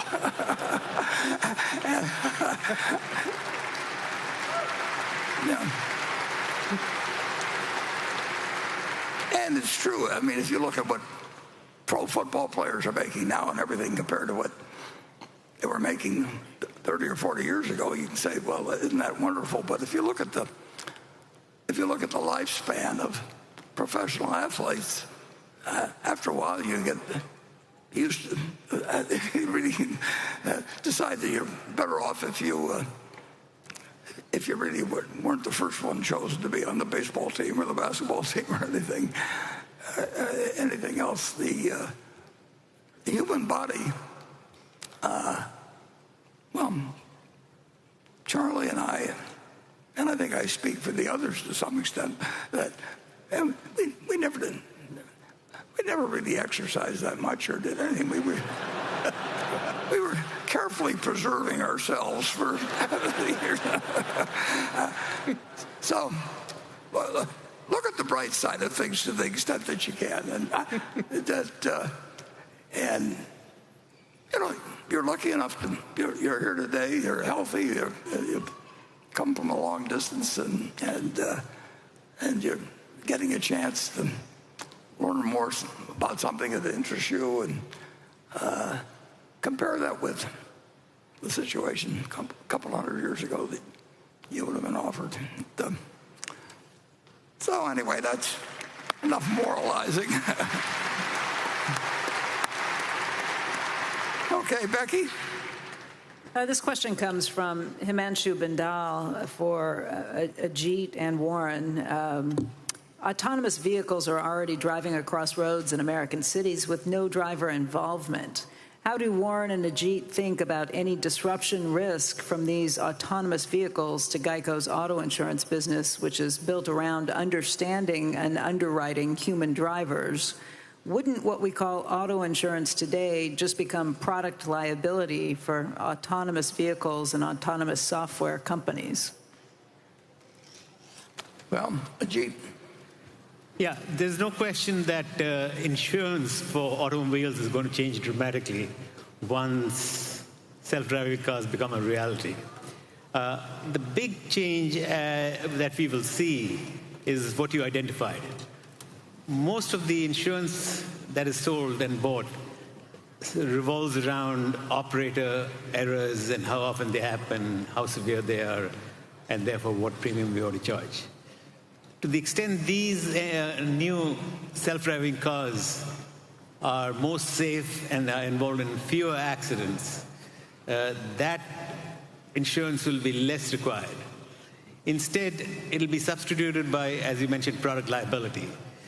So we at Geico and elsewhere are certainly trying to get ready for that switch, where we move from providing insurance for operator errors and be more ready to provide protection for product errors and omissions in the construction of these automobiles. Yeah, we expect change in all our businesses, and it's a good thing we did.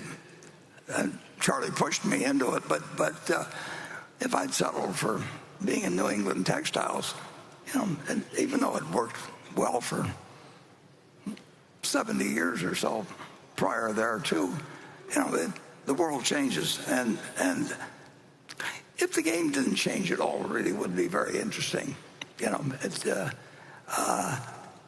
if every time you swung at a baseball, you hit a home run, the game wouldn't be interesting. If every time you hit a golf ball, you had a hole in one, it wouldn't be interesting. The fact that there will be things you have to think about all the time as you go along, and you'll make mistakes and all that. That's really part of the fun. I mean, your brain would turn to mush if you didn't have a few problems now and then. So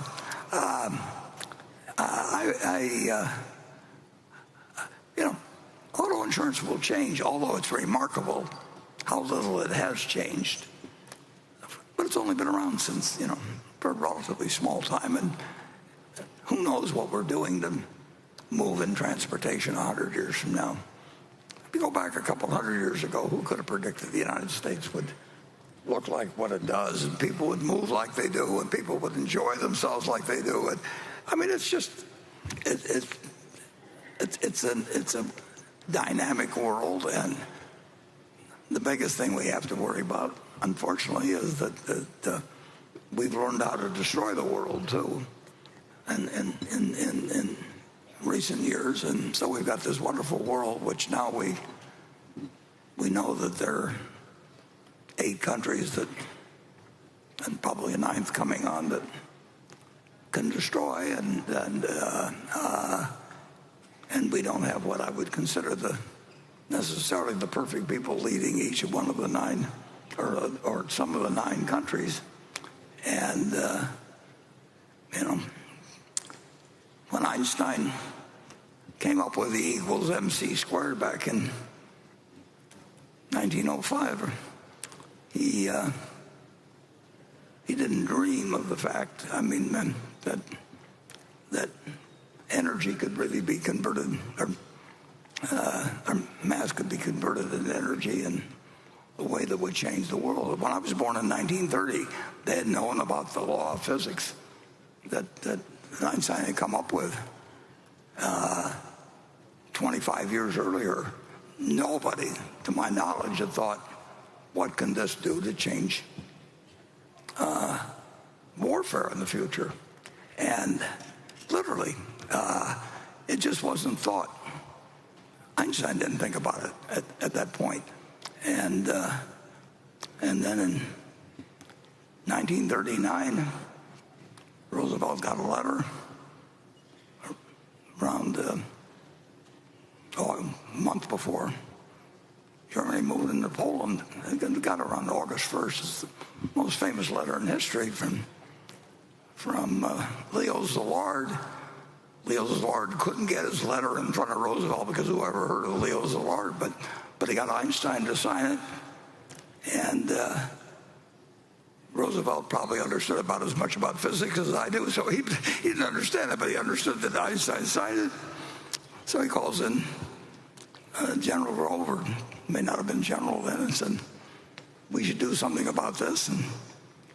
And all we did was learn how to destroy the world, and we needed to do it. And Germany had Heisenberg, and he looked like he was ahead of us. And we can't put that genie back in the bottle. And the world does change, and we've got we've got wonderful things, but we also have, we have a guy in North Korea. If we criticize his haircut, who knows what he might decide to do with. What does North Korea need nuclear weapons for? I mean, can that be a good thing in the world? But they're not going to go away. So it's a world of change, and we are enjoying incredible change that's contributed to everybody in this room living so much better than people were living a couple hundred years ago. But we haven't been able to avoid. We haven't changed human beings very much so far. We've certainly changed weapons of mass destruction, but we haven't made much progress with the human race, and we'll see what happens with that. But in the meantime, we'll see changes in auto insurance too, and cars, and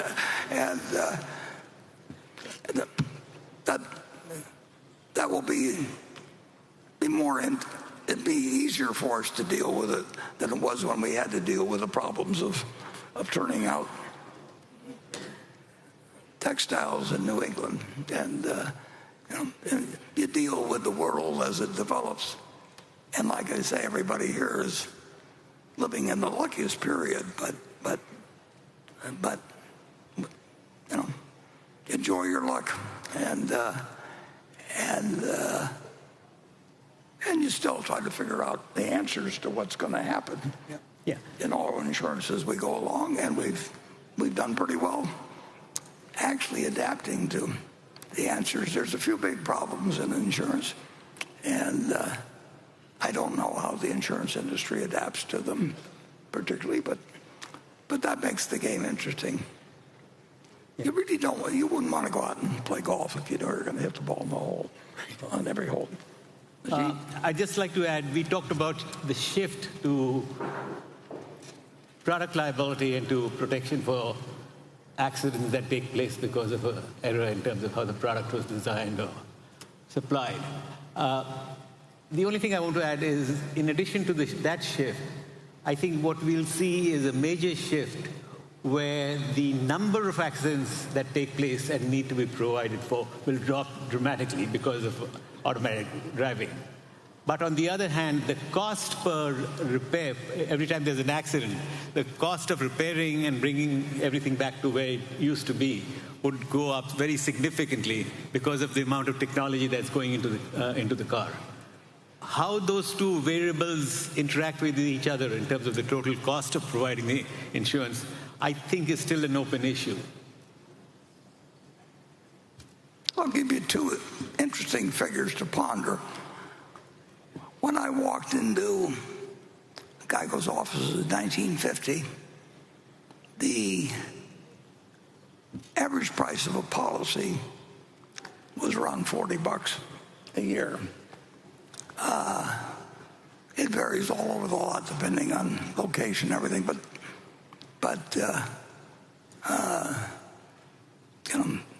it's pretty easy to get up to $2,000, and depending on how urban your areas are and everything, you can get considerably higher. During that same time, the number of people killed in auto accidents have fallen from roughly 6 per 100 million miles driven to a little over 1. So the cars become incredibly safer, and it costs 50 times as much now, or thereabouts, to buy insurance policies. So when people talk about the developments in car driving and all that sort of thing, it's a lot easier sometimes. I mean, the Buck Rogers aspect of it, people look at, but they don't actually think of what really happens to the math of the business. The auto insurance industry has been a huge growth industry. And for that matter,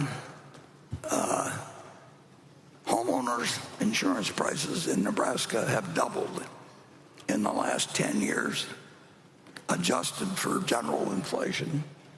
And convective storms, have just gone on a tear, and it's still unprofitable to write a homeowner's insurance in Nebraska after doubling the price in the last 10 years. So it's very hard to predict what these big changes mean, and you just have to keep thinking all the time. But you don't want to read some research report that says the world's coming to an end or the world's going to be wonderful because of this or that, because there's about 50 other developments going on at the same time that you need to think about, and that you need to keep observing as you go along. You never reach an answer in this business you reach a point of action that you take. But we try to get into as high probability things as we think we can do and play the game in the same way. But it will be different than you think. and you should wake up every morning and think about that too if you're in the business of managing businesses. Hey, Warren, as we approach the break, would you like to address the operating earnings? Oh, yeah. First quarter? Yeah, let's put up the... we released our 10Q this morning, and we always try to do it on a Saturday so nobody gets a jump on other people. And we just have three simple charts. You'll see that our insurance underwriting income was down dramatically for the first quarter, and last year was as good a year as you'll see in insurance. And it's always unpredictable in insurance, but everything broke our way, or the insurance industry's way last year. Prices are down this year. Risks are up this year. So you don't have to be a genius to figure out what the answer is on that. So, but we do have unusual advantages in the insurance business that can't really be replicated by our competition. That doesn't mean they aren't trying to get advantages we don't have. But we'll try to replicate anything that seems better. In fact, we'll try and top it. But I wouldn't talk about our insurance business as much as I do unless I really thought we had some really permanent advantages in a very, very large industry. We just announced within the last 24 hours that we and Zurich and Chubb have arranged a joint operation to be the writer of really large sums that very few people can do. And of course, we got to write them at the right price in terms of liability. But we can do that sort of thing without blinking.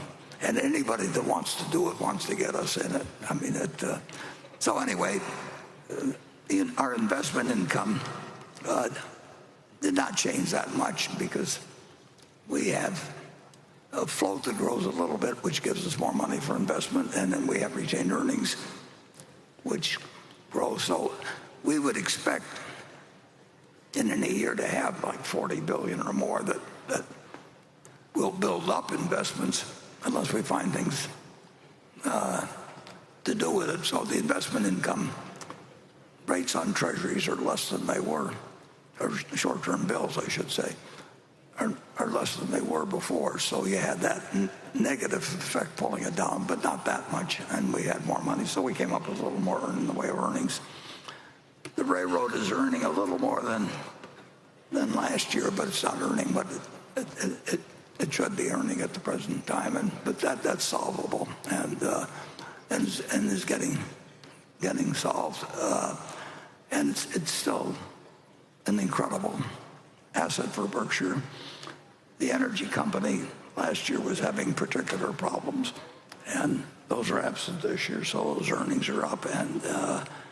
And then among our range of general businesses, they were pretty much a push. And I think you did a little calculation the other day on how many were up and how many were down, didn't you, Greg? Yeah, of our 49 that we measure closely, 21 were up and 28 were down. So you can tell it was really a mixed quarter when you go across the non-insurance operating businesses. Yeah. The next slide, I'm getting a 5-minute warning here. We'll throw the long ball now.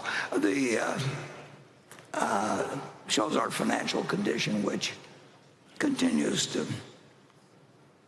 hold a lot more in cash and treasury bills than I would like, but that's simply a question of when opportunities occur, and if you get real opportunities every 5 or 6 years, you have to be patient. Charlie always pointed out that we made most of our money out of about 8 or 9 ideas over 50 years. And we talked about it every day, and we read every report, and we did everything else. But if you think you can get an idea a day from listening to your Frederick book or doing a lot of reading of the financial information published, or forget it, because every now and then you get extraordinary opportunities, and most of the time you don't have much of an edge. We also have on that our float, which continues to build. I don't think there's no company that has, property casualty company that has our float as their Ajit. Yeah, clearly we are heads and shoulders above anyone else. Yeah. So that is money that, as long as we're writing it at an underwriting profit, is absolutely free money. And we would expect that over a 50 or 100-year period that we would be able to say the same thing. But there will be years when you have a very bad underwriting record, and it'll lead into the float earnings. But so far, in the last 20 years, I think we've only had, one underwriting loss of any. Yeah, I think if you look at the entire range, including life insurance, our cost of float is 2.2 negative. That means we've got the float plus somebody's given us 2.2% of that of cash to. Yeah, it's like running a bank where people leave their money with you, and you pay them minus 2.2%, and you don't have any check clearing or anything else to do, and it's included in that. So, but we run our business actually with a different mindset than any other PC company, I think, probably in the world, and I wouldn't be talking about it if I thought they could duplicate it. And then the final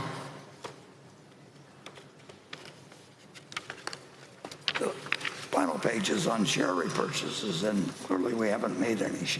We have not made share repurchases so far this year, and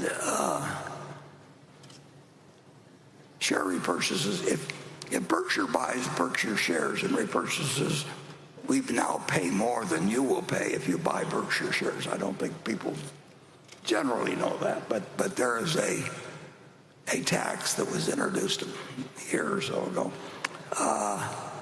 where we pay 1%, and that not only hurts us because we pay more for it than you do. It's a better deal for you than for us, but it actually hurts some of our investee companies quite substantially. And Tim Cook has done a wonderful job. I mean, really wonderful job running Apple, but he spent $100 billion roughly in a year repurchasing shares, and there's a 1% charge attached to that now. So that's $1 billion a year that he pays when he buys Apple stock in, which we like, compared to what you pay. And that doesn't sound like much, but, well, $1 billion sounds like a lot still. But there are people that want to increase that particular rate dramatically, and you won't read about it or anything like that, but it does make it slightly less attractive than it was before, and we will only buy in our shares if we think that they're almost certainly underpriced, as valued very conservatively, and we get that opportunity occasionally, but the higher that charge goes that the federal government charges us for doing it, the less we will be able to do of repurchases. So on that happy note, we will rejoin at 1 o'clock, and we will, I'm sorry.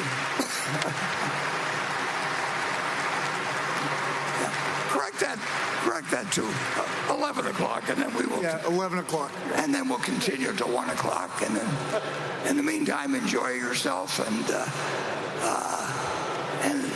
I think all our stores are still open, so bring the cash register. Sure, I'll help you here. Okay, everyone.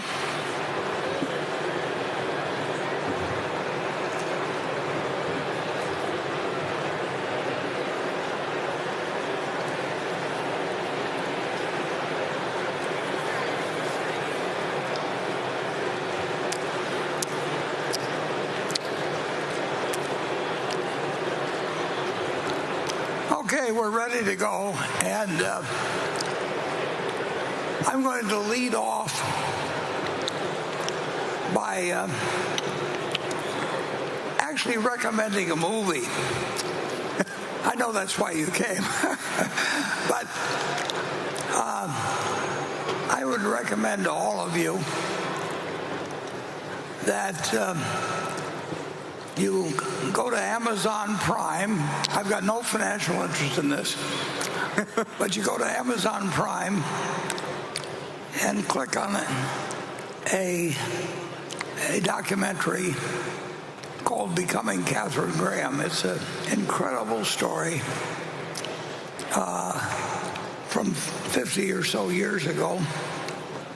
And to some extent, I had the good luck to be kind of a viewer of some American history that I think is fascinating. So if you feel that I misled you, you can write me a note, and I promise to report how many readers didn't agree with it. But click on the Becoming Katharine Graham, and you'll see a story of a remarkable story of American history. And there are a good many portions in there that I, who lived through that period, didn't know about at the time. And I don't think really every American citizen ought to watch it. So with that, I hope you all spend some more money out there in our friendly shops, and we will go to Station 9.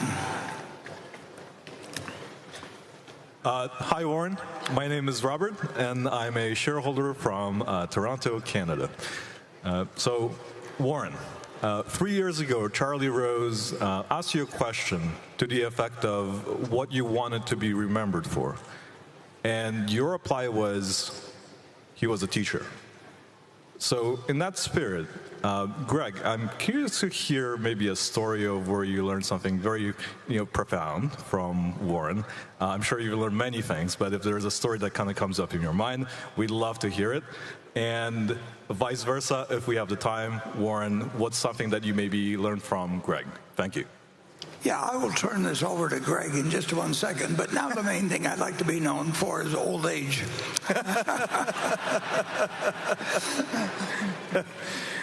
Well, Warren is obviously a remarkable teacher, and I benefit from that every day. And as I've already touched on, for many years, I'm fortunate that if I had to be remembered as something right now, obviously I'd want to be remembered as a great father, but equally a coach. And that goes to family, friends, and just being involved with the kids I coach in hockey or baseball or whatever it may be. I think we've got a great opportunity to give back to them at a very young age. So obviously those would be how I'd want to be remembered, and hopefully that'll be many, many years from now. But I love thinking of Warren truly as a teacher, and he's in every day get the opportunity to continue to learn. Warren and I, this dialogue is strong every week, and we're always talking around opportunities in Berkshire or things that are going on globally or in the U.S., and each one's truly a learning moment. I'll maybe go back to the very first meeting with Warren, and because it still stands out in my mind. Obviously, it was an incredible opportunity. Warren was buying or acquiring Mid-American Energy Holdings Company at that time, or thinking about it, and I had the opportunity with my partners to go over there on a Saturday morning, and we're discussing the business, and Warren had the financial statements in front of him, and like anybody, I was sort of expecting a few questions on how the business was performing or a variety of things, but Warren locked in immediately to what was on the balance sheet and the fact we had some derivative contracts, the weapons of mass destruction.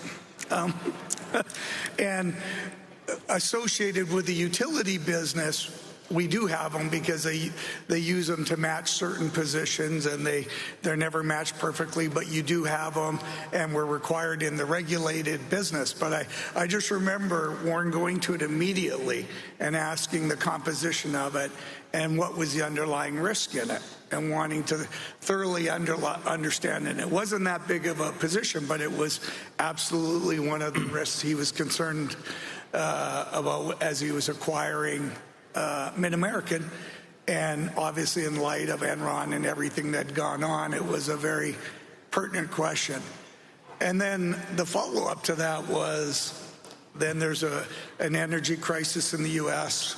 Around electricity and natural gas, and a variety of folks were making significant sums of money. This is a year, 18 months later. And Warren's follow-up question a couple of years later to me was, and I knew it was more just checking or testing, so how much money are we making during this energy crisis? Are we making a lot? Are the speculative positions in place, and are we making it? And the answer was, we're really not making any more today than we would have been 6 months ago, because all those derivatives were truly to support our business and weren't speculative. So just that focus on understanding the business of what he was acquiring, understanding the risks around it, still stand out in my mind. Warren? Yeah, it's that's one thing we've really never talked about here, but I spend more time looking at balance sheets than I do income statements. And Wall Street really doesn't pay much attention to balance sheets, but I like to look at balance sheets over an 8 or 10 year period before I even look at the income account, because there are certain things that's harder to hide or play games with on the balance sheet than you can with the income statement. And I mean, neither one gives you the total answer on anything, but you still ought to understand what the figures are saying, and what they don't say, and what they can't say, and what the management will like them to say that the auditors wouldn't like them to say. And I mean, there's just a lot to be learned, and you do learn more. You learn more from balance sheets, in my view, than most people give them credit for. In terms of, I really haven't. I'm not worried about being remembered about that. People don't remember. Well, they don't remember enough about Katharine Graham, for example, in terms of this story that shaped America in many ways. Certainly, it had just all kinds of impact. And I think, I mean, history is so fascinating. And Charlie was probably the best person you could imagine in what he learned. Charlie was never satisfied with just superficial things about any subject. He really wanted to understand it. And he always would tell me that, don't take a position on anything until you can describe the arguments against it better than the person who is arguing with you, that you should be able to argue their case better than they can. He was a remarkable teacher, but so were those other fellows I mentioned. I've had and of course my dad was an incredible teacher. So you make the most of the people you meet that are going to make you a better person, and probably forget about the rest to quite an extent. Okay, let's move on to Becky, you're next. This question comes from David Rubin, a shareholder from Scottsdale, Arizona. It's a question for Greg. We've heard over the decades and are familiar with Warren and Charlie's investment thesis and their circle of competence. During the first 10 years after taking over as CEO, Greg will be tasked with allocating more capital during that time than Berkshire has had to allocate in its history. Given this, I'd like to hear from Greg about his views on capital allocation, particularly into new businesses. Sure. So, this bar is not too high. But very fortunate when you think of Berkshire, again, and we've talked about this, where we start from, and I'll clearly touch on the investment and the related investment allocation. But we start from a great place where we've got a great culture within the business.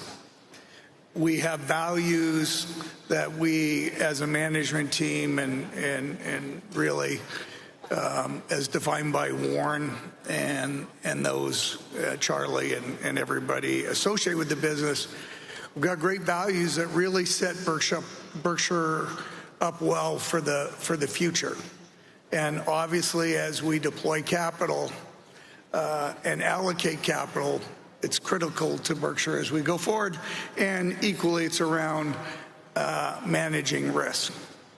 But when I think of our values, there are a couple that are absolutely critical. One, will maintain the reputation of Berkshire and that of our company, and I view that in investing or how we operate things across each of our businesses. That will always be a priority and something that will ensure is in the forefront of our minds. I think equally, as we then look at our back to Warren's balance sheet comment, we will have a fortress of a balance sheet. And we want to, I thought Sue Decker, our lead director, said it well yesterday. We've got a significant set of cash right now, but it's an enormous asset to have that. And that will continue to be a philosophy. Yes, when we can deploy it, we'll deploy it well, and I'll come to that. But equally, we do recognize it as a strategic asset. And it allows us to weather the difficult times and at the same and not be dependent on anybody. So again, that will be an investment philosophy. We will remain Berkshire, and we will never be dependent on a bank or some other party for Berkshire to be successful. Thank you.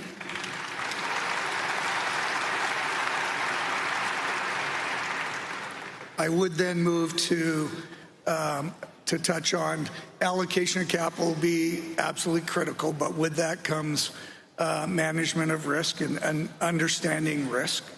And that falls upon all our managers, insurance, non-insurance, but we'll bring that across Berkshire. And then the other value I would touch on, but that really relates to where I'm going, is ultimately we have a great set of operating companies that do produce significant cash flows, be it in the insurance companies creating float or our various non-insurance companies producing significant cash flows on an annual basis. We intend to continue to ensure that's a strength of Berkshire as we go forward. And it's absolutely critical to our long-term success. Now, with those cash flows and with the float, and then equally as touched on, we have significant resources already on our balance sheet. We'll really continue to move forward with a very similar philosophy, or it's an identical philosophy to what we've had currently and for the past 60 years. We'll start by looking at those opportunities within our business, and by that I mean within our insurance, non-insurance businesses. Are they properly capitalized and have the opportunity to manage their business? And that will continue to exist. They'll operate in an autonomous way, but in the end, Berkshire still manages the capital that will go into those businesses, or what potentially will come out of those businesses. Equally, the next opportunity is to acquire businesses in their totality, or 100%. And there are great times when we can do that. Warren touched on, we had one that was interesting in the last quarter, the $10 billion acquisition. But again, the value relative to the risks have to be right. And if it's right, we want to own it. If it's not the time, there'll be another time to own assets like that. And then there's the opportunity to own pieces of companies through the equity. But as Warren's always highlighted, and again, this will be our approach to how we think around those companies, though we own a piece of a company. We own a piece of that cash flow. We own a piece of their balance sheet. It's not just a share certificate. And as we approach that, and really we'll approach it with the thought that we're going to own this company for the long term. It's, again, understanding what, be it the 100% company or the 1% company, do we thoroughly understand and thoroughly do we have a strong view of what those economic prospects of those companies will look like? And Warren said it earlier, 5 years from now, 10 years from now, 20 years from now. If we don't have a view of that, we won't be investing, be it 100% or 2% of a company through equities. We have to thoroughly understand what those prospects look like, and associated with understanding those prospects, we need to understand the underlying risk of the businesses. And it's really the investment philosophy and how Warren and the team have allocated capital for the past 60 years, really it will not change, and it's the approach we'll take as we go forward. Warren? Yeah, and I don't want to go on too long on this, but sorry, I covered it. No, but this is important because it's very obvious that the country, for example, needs an incredible improvement, rethinking, redirection, even to some extent, in the grid. I mean, we've outgrown what would be the model that America should have.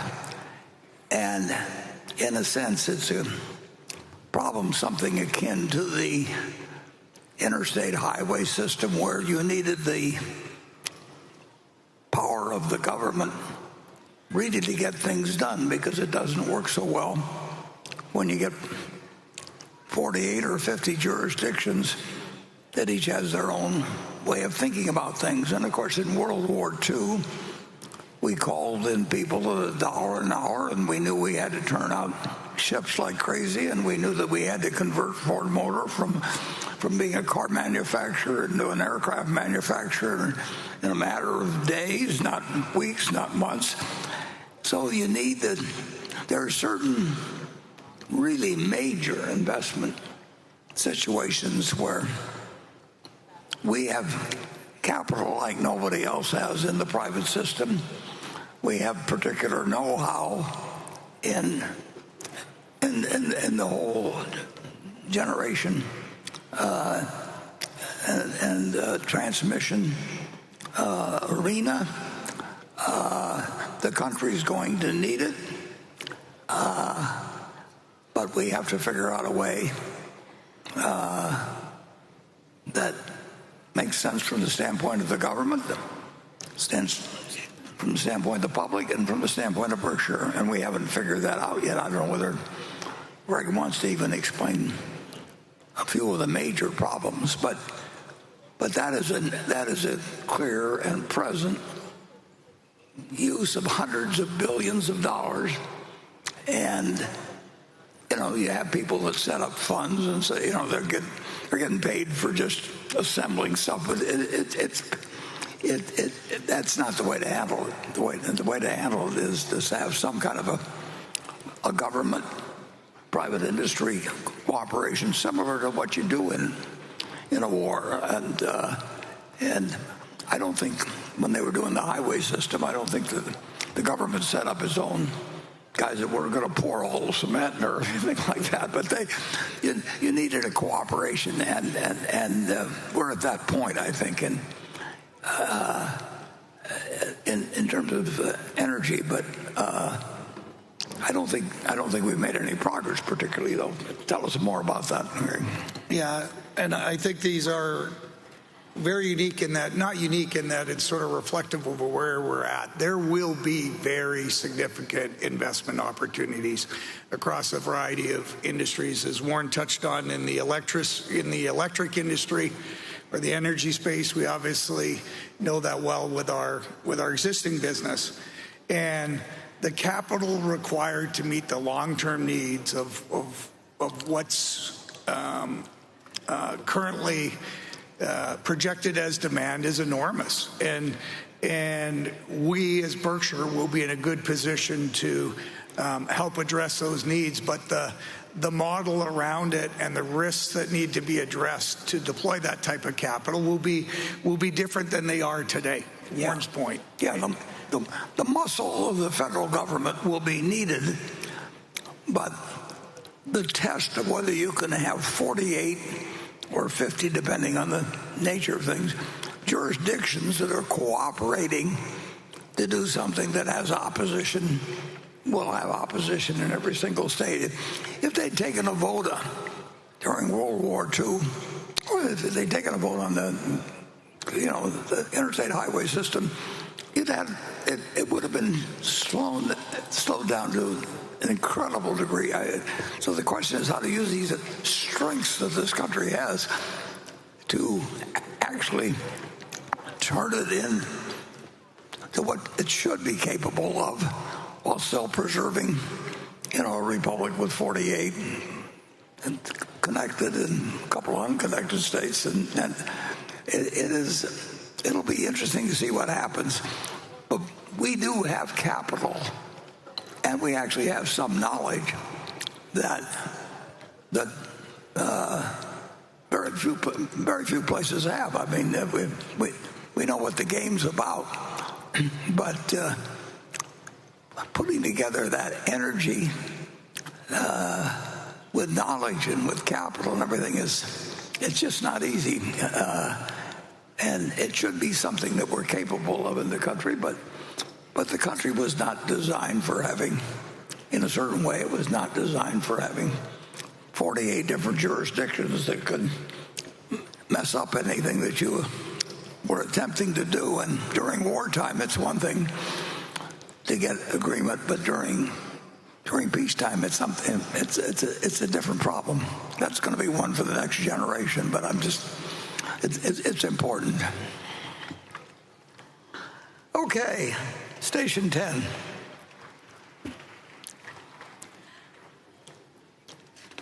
Good morning, Mr. Buffett and Mr. Abel.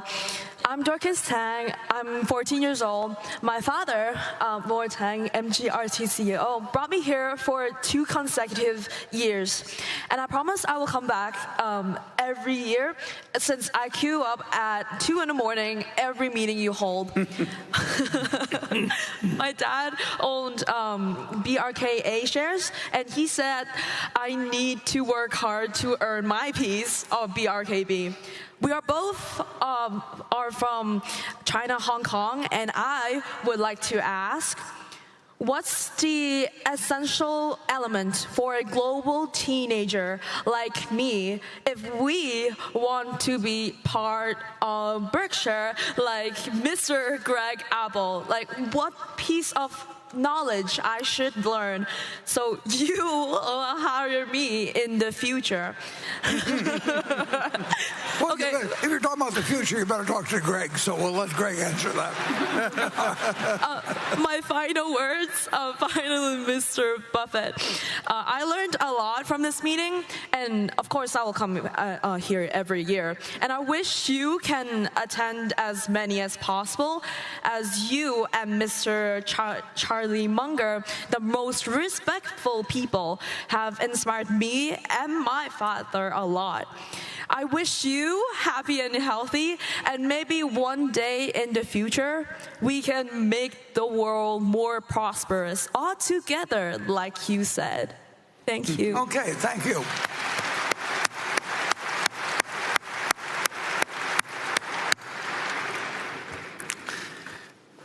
Yes, well, I think your dad said it best.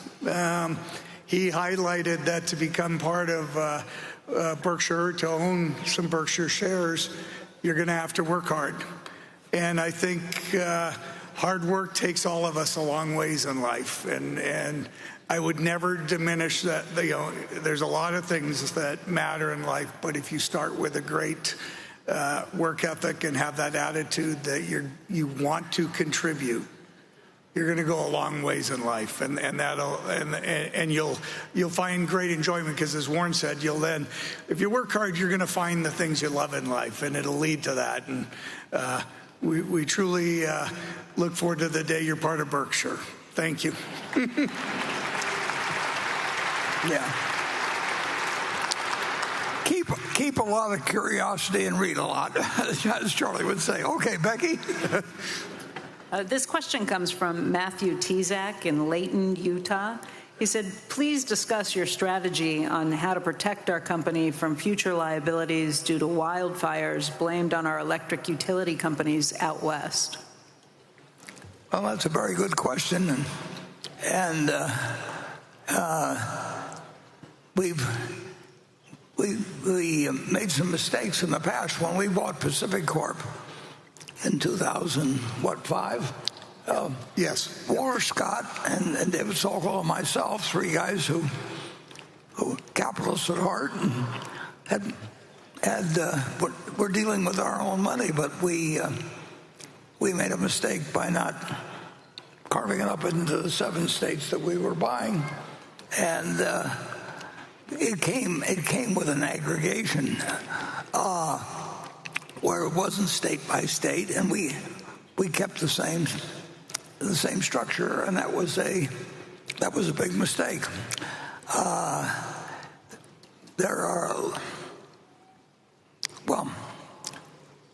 Every part of the country is going to need electricity, and there are going to be places where public electric or privately held electric utilities would be very foolish to operate. And how that gets resolved in a democracy, we will find out. But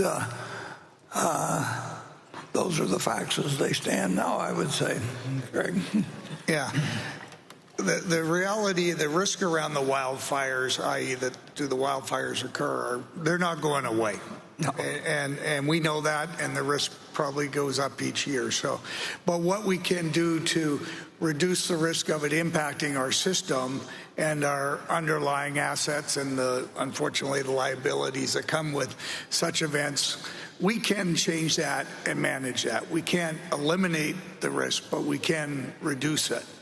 And that's where we've got our teams in the West, but we really are approaching it across all our energy infrastructure, because the reality is the wildfires have now occurred in Texas. They've had a variety of them throughout the U.S., and we're all very focused on how we manage that risk. How we manage it is we start by addressing the actual assets, how we're maintaining them, and where we invest into them. So we try to make sure that they're either not causing the fire or potentially even hardening the system as to what can they withstand. So it's very much, we start with the operational focus. We then take it even further, and this is something Warren and I've discussed many times, is that the utilities started to recognize when we have these unusual weather events, and Warren touched on what's been happening in Nebraska with storms, but they're equally occurring or significant events occurring out west. But when we have those, we've gotten very, very good at saying, okay, we have to manage the system differently. We'll potentially de-energize because there's likely to be an event. But the one thing we hadn't tackled, and this is very relevant to the one significant event we had back in 2020 in Pacific Corp, is we didn't de-energize the system as the fire was approaching. Because our employees and the whole management team have been all their lives trained to keep the lights on. And the last thing they want to do is turn those lights off and have a system de-energized. And after those events, and as we really looked at how we're going to move forward in managing the assets and reducing that risk, we have clearly recognized as a team that we have to de-energize those assets. So now as we get fires encroaching at a certain number of miles, we de-energize, because we do not want to contribute to the fire, nor obviously harm any of our consumers or contribute, unfortunately, if there's a death. And that's really where we had to take our team, that we're managing a different risk now. It's not around keeping the lights on. It's around protecting the general public and ensuring the fire does not spread further. So we've gone as far as that, and I'll stand corrected on this one, but we're probably the one utility or across our utilities that does that today. And we strongly believe that. Becky? Can I just follow up on that? Yeah. Doesn't that open you up to other risk? If you shut down your system, a hospital gets shut down, somebody dies? Fortunately, that's something that we do deal with a lot, because we have power outages that occur by accident. So when we look at critical infrastructure, because it's an excellent point, and we're constantly reevaluating it, and we do receive a lot of feedback from our customer groups as to how do we manage that. But that is something we deal with on a more routine basis than we'd ever like. The lights go out, we have to make sure the hospitals stay on, emergency units can respond and all that. But there is risk there. So then we spend a lot more time educating the consumers and our consumer groups, our customers. Okay, this is what will happen. We need to understand your unusual situations. And how can we best tackle that, again, so we just don't take on another liability. So there's a lot around de-energization. And then just to take it to the last step, and Warren's touched on that, just in general on energy policy, we have to work with our states and our regulators to ensure this was never a risk we took on or envisioned when we were investing in utilities, nor would any of the investors who've invested in other energy companies. You earn a very set return for taking on a very set, defined risks associated with that asset. And this has gone well beyond that. We don't earn the type of returns, nor can you earn a large enough return to take on these risks. So it's not just about solving the return side. We really have to solve the risk side, which means we work with our regulators. We're working with our state legislators to get to the right answer. And that's really that'll be an ongoing process. There are not silver bullets out there, but every day our teams across utilities are working hard to reduce that risk, recognizing the fundamental risk of the wildfires is not going away. But there's some problem. Yeah, there's some problems that can't be solved, and we shouldn't be in the business of taking your money, investors' money, and tackling things that we don't know the solution for. And you can present the arguments, but it's a political decision when you are dealing with states or the federal government. And if you're in something where you're going to lose, the big thing to do is quit. And you present your case as well as you can and everything else. But if you don't hold the pen in the end, we don't have any business taking your money and doing dumb things with us. And we can do our best to explain what the intelligent things are, but it's your money. And so it's very hard to tell how to handle the questions of politically determined decisions that are going to go to court in many cases, but you know that it just doesn't make sense. We know what we think a sensible system would be, and we ought to explain what we think it is, and do the best to get our position, because it's pro-social to have the right solution to have it. But the right solution, for example, in the interstate, wasn't to let 48 states each decide on their own way of doing it and award contractors the jobs based. There's some problems that can't be solved, and we are not in the business of trying to solve insolvable problems. Yeah, I'd even go, for example. But then the problem you have, of course, is that the people that work for you, it's their job, so they want to have reasons to keep going, and those are tough choices if you're managing, but that's why they have managers. Yeah, Warren, I was just going to add, because you touched on something really important there, that effectively, for example, with the utilities and the wildfires, we can't just become the insurer of last resort, and that we're going to cover any cost and all costs, irrespective of what occurred. And that's a little bit of the situation we're in right now with our largest challenge, a 2020 wildfire, where there were four fires occurring at a challenging time. One, we've always asserted, was a lightning strike that was not inside our service territory. The fire burnt into our service territory, and we became responsible for that fire, effectively through the courts. And we've continued to hold firm that we're not responsible for that. Rightfully, I mean, we didn't contribute to it, and we didn't initiate it, nor did we feel we ever contributed to it. But it's getting, again, if you look at the risks that's there, we have to manage through things like that. We'll get through that litigation. We're happy to report, for example, on that one, after 5 years, the Oregon Forestry Department has come out and said the fires, the other fires we did have that we were able to manage and extinguish, did not contribute to that fire. And that fourth fire is the largest fire of the four. It's 60% of the claims. We're 5 years into effectively getting that information into the courts. Now, that will outline our legal strategy, obviously, going forward, but it's things we're dealing with. But we continue to learn from this as a utility industry. So we're in very much each of the legislatures, as I said, making sure we get clear definition where liability falls, what can the economic damages be, but most importantly, what can the non-economic damages be? And again, with the thought, we can't be the insurer of last resort. We just can't be responsible for everything that happens in a state. Yeah. If we want to do it with our own money, we can do it, but we're not going to do things with your money that we think are stupid.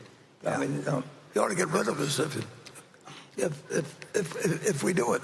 And it's easier to do stupid things with other people's money than it is with your own money.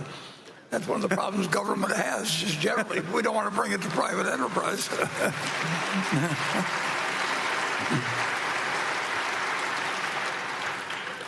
But it is important that the United States have an intelligent energy policy, just as it was important during World War II that we learned how to make ships instead of cars extremely fast. And we figured out the answer. We combined private enterprise with the power of government. And but how feasible that is in a democracy, and it was clearly obvious during World War what needed to be done, and we did it. But it's not so clear when you get 330 million people all arguing their own self-interest, and of course deciding what will happen, and having the people often who are making the decisions reacting as they did 20 years earlier, when they don't really bear the responsibility for the decision. Right. Anyway, that's management, and we'll do our best. Station 11. Hello, my name is Alicja Burek and I'm from Poland, but I currently live in Chicago. This question is on behalf of an inspiring man that I know, Waleed Ahmed, who's here with us today. Mr. Buffett, nearly 74 years ago, on a cold Saturday in January 1951, you traveled 8 hours by train from New York to Washington. You went all the way on nothing but hope that someone might teach you more about the insurance industry. Arriving at Geico's office to find the doors locked, you persisted until a janitor let you inside. You credit that meeting with Lorimer Davidson for the insurance float that was the rocket fuel behind Berkshire's success. In 2011, when I was 15, I wrote you with similar determination, asking to meet. You kindly wrote back saying you had only 3,000 days left and more pressing priorities. Well, Mr. Buffett, it's now been 5,000 days since you replied. And so inspired by your persistence in 1951 and the tenacity of Mrs. B, I humbly renew my request for just a quarter of the time Davy gave you, a single hour in your office. Oh. Well, you may wonder, why must it be you? You have often shared an anecdote about a Polish Jew who survived Auschwitz, who said to you once, Warren, I'm very slow to make friends because when I look at someone, I ask myself, would they hide me? You said that the number of people who would hide you was the best test of life well lived. Well, I believe that at this meeting you don't have 40,000 shareholders, but you have 40,000 people who would hide you. You are a testament to a life extraordinarily well lived. Yet even you have not fully witnessed this transformative power of applying. I'll let you write. I'll let you write my biography, but I think I've got the point of your question. So respectfully, I ask again, Mr. Buffett, before Father Time wins, will you please grant Waleed Ahmed an hour of your time or any time you can dedicate?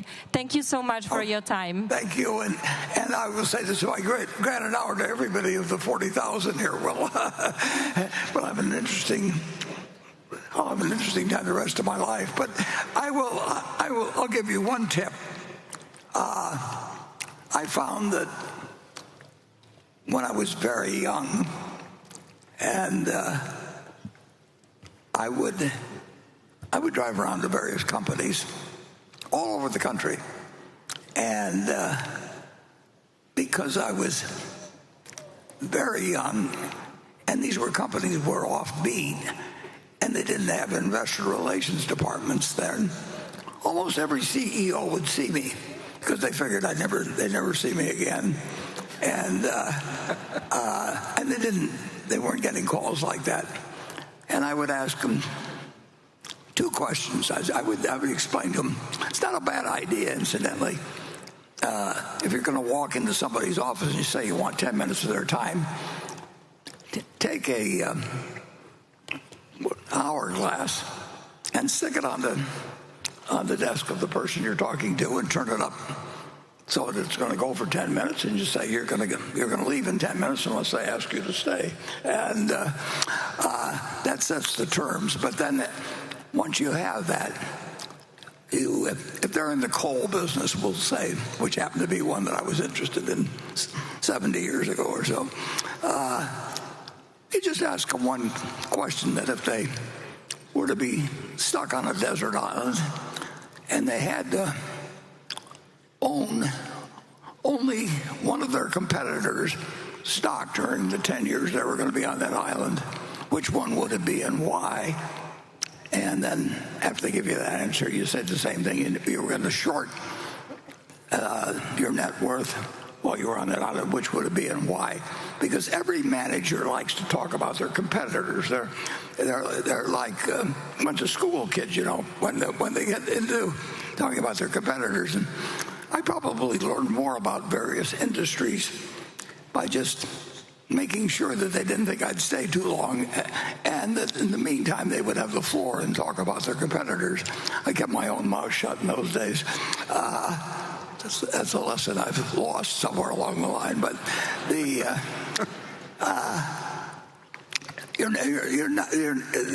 you essentially, they've outsourced.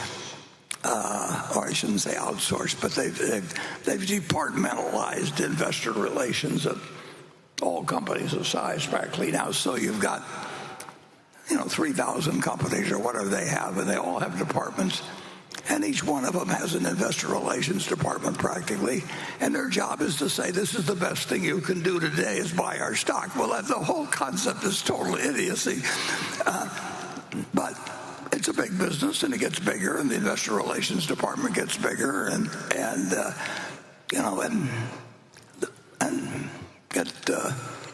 it's what we have now.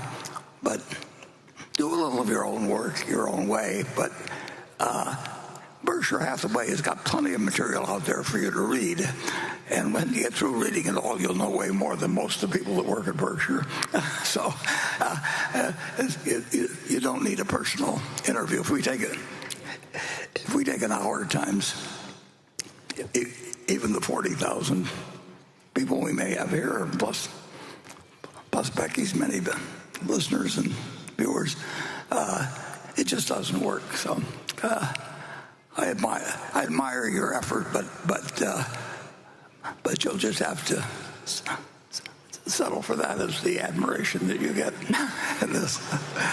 Okay. Becky? This is a question that you touched on in a lot of ways in the last answer from before, but I did get this question from a few different people, so I'd like to ask it. Ricardo Briz, a longtime shareholder based in Panama, says that he was very happy to see Berkshire acquire 100% of BHE. It was done in two steps. One, in late 2022, 1% was purchased from Greg Abel for $870 million, implying a valuation of BHE of $87 billion. And then two, in 2024, the remaining 8% was purchased from the family of Walter Scott Jr. for $3.9 billion, implying a valuation of $48.8 billion for the enterprise. That second larger transaction represented a 44% reduction in valuation in just 2 years. Ricardo writes that Pacific Corp liabilities seem too small to explain this. Therefore, what factors contributed to the difference in value for BHE between those two moments in time? Well, we don't know how much we'll lose out of Pacific Corp and decisions that are made, but we also know that certain of the attitudes demonstrated by that particular example have got analogs throughout the utility system, and there's a lot of states that so far have been very good, decent to operate in, and there are some now that are rat poison, as Charlie would say, to operate in, and that knowledge was accentuated when we saw what happened in the Pacific Northwest And it's accentuated by what we've seen as to how utilities have been treated in certain other situations. And then on top of that, so that it wasn't just a direct question of what was involved at Pacific Corp. It was an extrapolation of a societal trend. And secondly, we also had a decision we didn't expect out at all, the real estate business, and those kind of things can change values, and courts can change values. And it's a lot easier to make those decisions when you just own marketable securities than when you own businesses. And I've made plenty of those decisions as I've watched what have happened in various industries and companies in over 70 years. But Greg made the decision, which was fine with us, to get out. Well, and he had no knowledge of what was going to be happening in either the real estate field or the utility field. And we're not in the mood to sell any business, but Berkshire Hathway Energy is worth considerably less money than it was 2 years ago based on societal factors. And that happens in some of our businesses. It certainly happened in our textile business, and it's happened. The public utility business is not as good a business as it was a couple of years ago. And if anybody doesn't believe that, they can look at Hawaiian Electric, and they can look at the Edison in the current wildfires situation in California, and there's societal trends that are. I just got a note here on my monitor that says the books are now sold out. So you'll have to spend your money on other things. Here's fudge. This is what I'm eating. So, but that's the explanation. That values change, and they don't always change upward. And when we made the deal with Greg, we would have been happy to buy out the Scott family at that price. And when we made a deal with the Scott company, we wouldn't have been happy to pay Greg the price that he received. But that's like Berkshire shares. We bought in stock at X, and we buy in stock at less than X if conditions change poor, and we pay over the years. We pay more and more because it builds in value, but it doesn't do it in a straight line. And I would say that our enthusiasm for buying public utility companies is different now than it would have been a couple of years ago.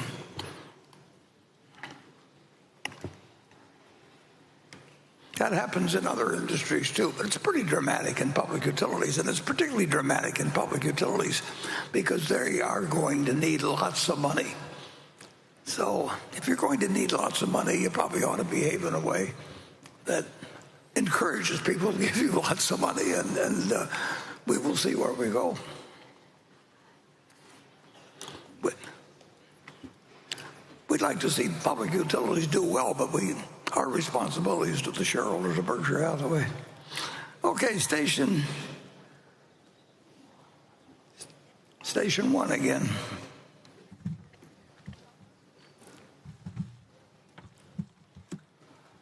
Dear Warren, dear Greg, dear fellow owners, it's such a pleasure to be here. My name is Revi Panida. I was born in communist Albania, but I'm now teaching economics in London, England. The wonderful writing of Warren and Charlie has significantly shaped my thinking and teaching. I thank you both very much for the many insights over the years. Warren has often written about the importance of Berkshire's earning power to owners.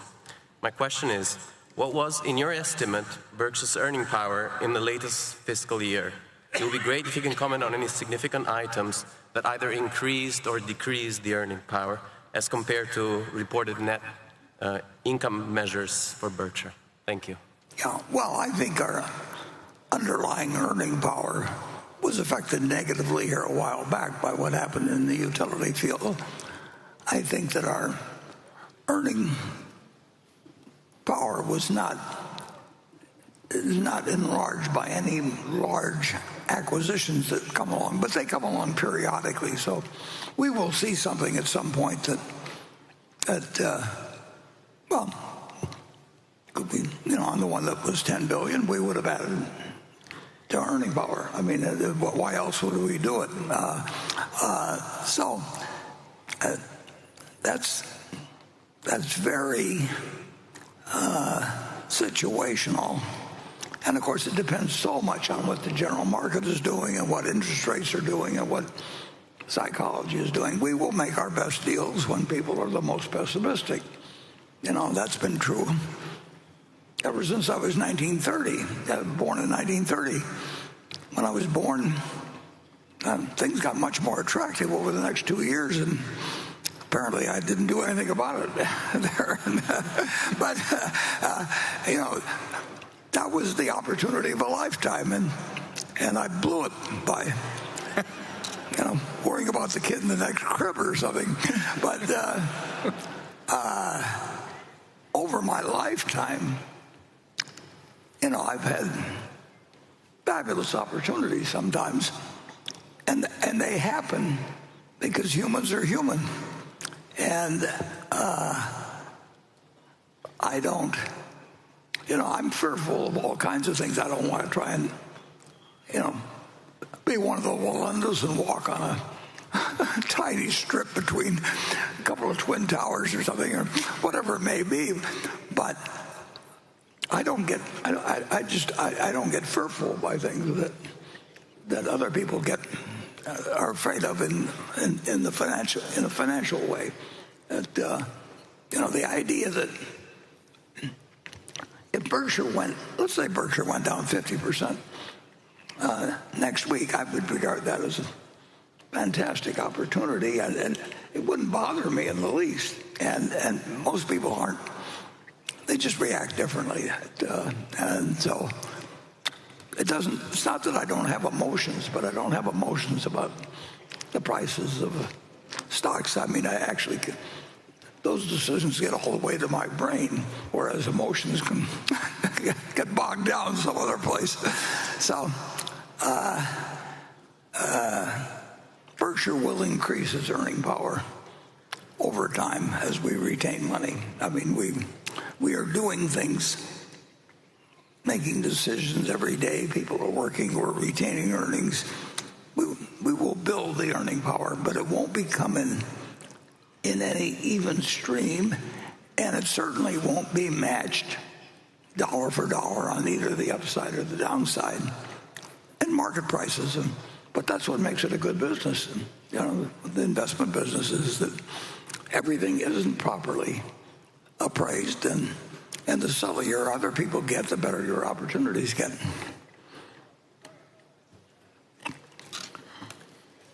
Okay, Becky? This question comes from Ajit Patel, and it's about the big cap technology stocks. In the 2017 annual meeting, you said, Warren, you really don't need any money to run these companies, and referred to them as ideal businesses, referring to the big tech companies, Apple, Alphabet, Microsoft, and Amazon. With all of those companies now announcing massive capital investment endeavors around AI ambitions, have you rethought the above comment, just in terms of them being asset light and what you think of them as a result?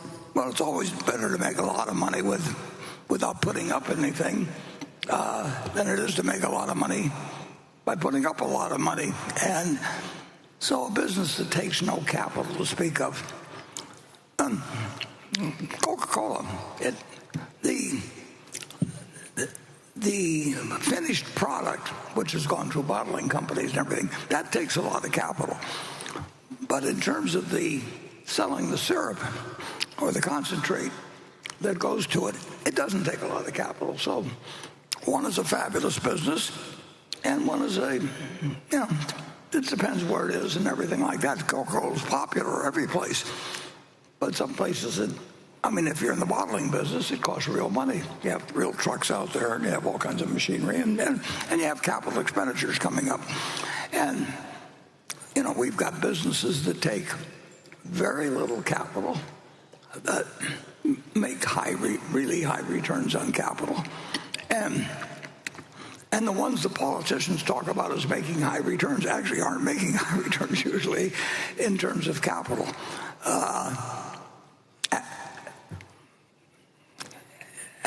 Insurance, property casualty insurance is kind of a rare business because you need capital as a guarantee fund that you will keep your promises, but you can use it to buy other low intensive capital businesses. I mean, you can buy you can buy Apple and that would support that business. So that can be a pretty good business, and it's one of the reasons we've done well over time.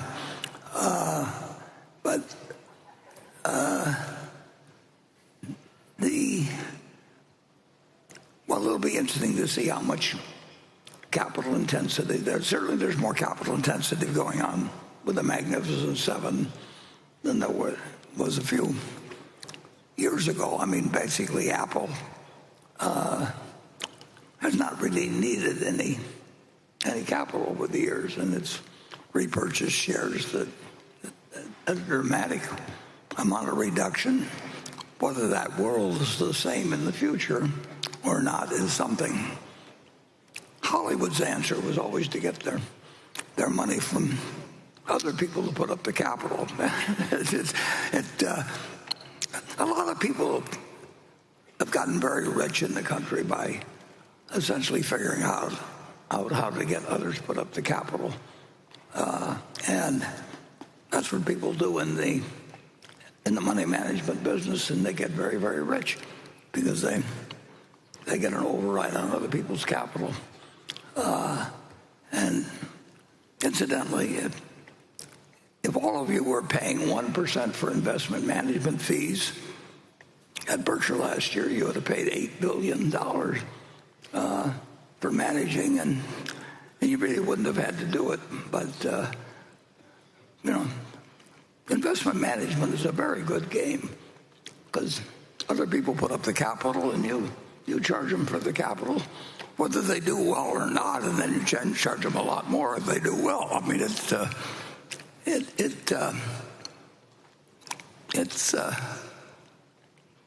well-designed business for the people who practice it, and who can blame them? I mean, that is capitalism, but and I saw that in operation when I was working at Solomon, but I didn't need to see it. I knew what existed anyway. The trick in life is to get somebody else's capital and get an override on it.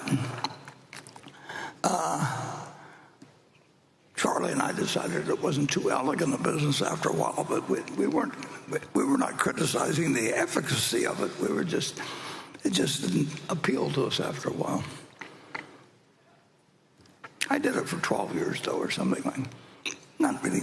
The one difference that Charlie and I did from other people is we put all our own money in into it, so we did share the losses with our own capital, but we got an override on other people's capital, and that's been.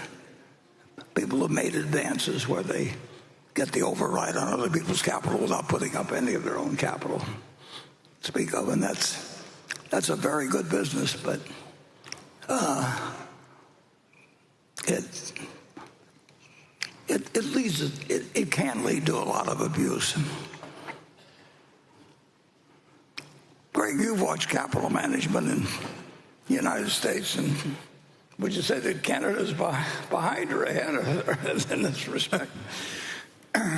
Well, I think when it comes to their capital system, Warren, it is very comparable. There's no question. Other than as we know, I mean, I think the U.S., as far as having a capitalist system, it would be tough to be touched by any country. And I think when I think of Canada, there's just certain responsibilities or obligations that the government wants to take on and aren't going to leave with the public sector. And that's just a decision that's made by society or by the Canadian people, or if you look at another country, Australia, or wherever it may be. But so it's different. But when I think of capitalism, that drive is there and the desire to allocate capital properly. It's very similar. It's produced wonders in the United States if you think about it. But originally, with the Rockefellers and Kennedy and Carnegie's and all that, they actually put up money to build steel mill, or whatever it may have been, with Rockefeller refineries and pipelines and all that sort of thing. They put up money to do it. Now the trick is to use other people's money, basically, and you can't blame human beings for behaving like humans, but you should be aware of what their motivations are. Capitalism in the United States has succeeded like nothing you've ever seen, but what it is a combination of this magnificent cathedral, which has produced an economy like nothing the world's ever seen, and then it's got this massive casino attached. So you got the cathedral and the casino, and in the casino, everybody's having a good time, and there's lots of money changing hands and everything, but the cathedral is what, got to make sure the cathedral gets fed too, because the temptation, and the temptation's very high now, is to go over to the casino where people say, we've got magic boxes and all kinds of things that'll do wonderful things for you, and that's where people are happiest. That's where you get the most promised to you. That's where the most money is for the people that are pushing things. And the balance between the casino and the cathedral it's very important that the United States in the next 100 years make sure that the cathedral is not overtaken by the casino, because people really like to go to casinos. And it's just so much more fun, and they ring bells, and when you win, and they bring you drinks and everything else, and it's designed to move money from one pocket to another. But and in the cathedral, they basically are designing things that will be producing goods and services for 300 and some million people, like has never been done before in history. It's an interesting system we developed, but it's worked. It dispenses rewards in what seems like a terribly capricious manner. I mean, the idea that people get what they deserve in life, and it's hard to make that argument. But if you argue with any other system where it seems to work better, the answer is we haven't found one. So I'll leave it to the next generation to send me the answer, and by Ouija board or whatever that works. Okay, station 2. Hi, my name is Patrick Nestor. I am 13 years old and from Tampa, Florida. I'm here with my brother John, who's 15, and my dad. Thank you for hosting this meeting. This is my first ever shareholder meeting. My question is, what high school class or activity helped influence you to who you are today as the greatest investor of all time? Well, that's a good question. The teachers you get in your life have this incredible impression on you, and a lot of it are the formal teachers you have, but some are informal teachers too. I mean, I learned from certain employers, so much. You really hope you're learning from everybody you find who's well-intentioned and has had a lot of experience, and I had a lot of good luck in that. But I would say that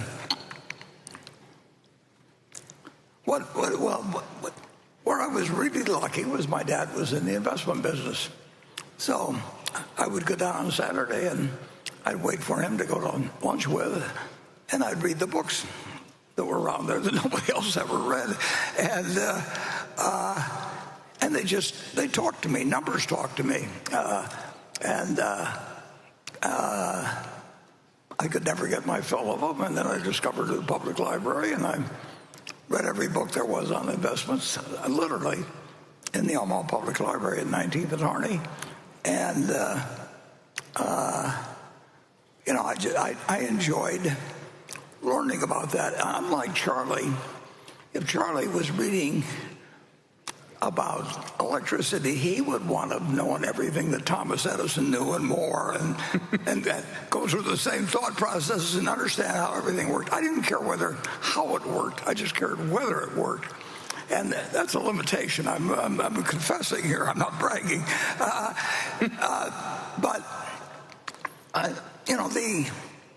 As Charlie would say, I mean, people would always say, if you could only have lunch with one person living or dead, who would it be? And Charlie said, I've already had lunch with all of them because I've read all their books, basically. And he really did it.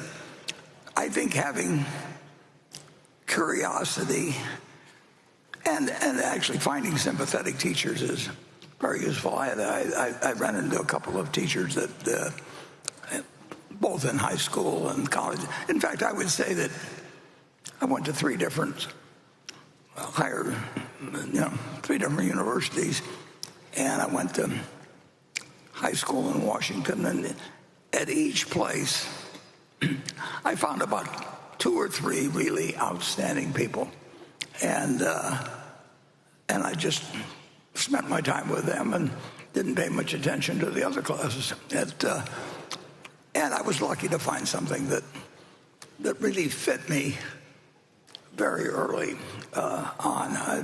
If my ambition had been to become a ventriloquist or whatever the hell it might have been, and it wouldn't have worked. I'd have spent hours and hours and hours, and I wouldn't have been any good when I got through. So I don't believe that.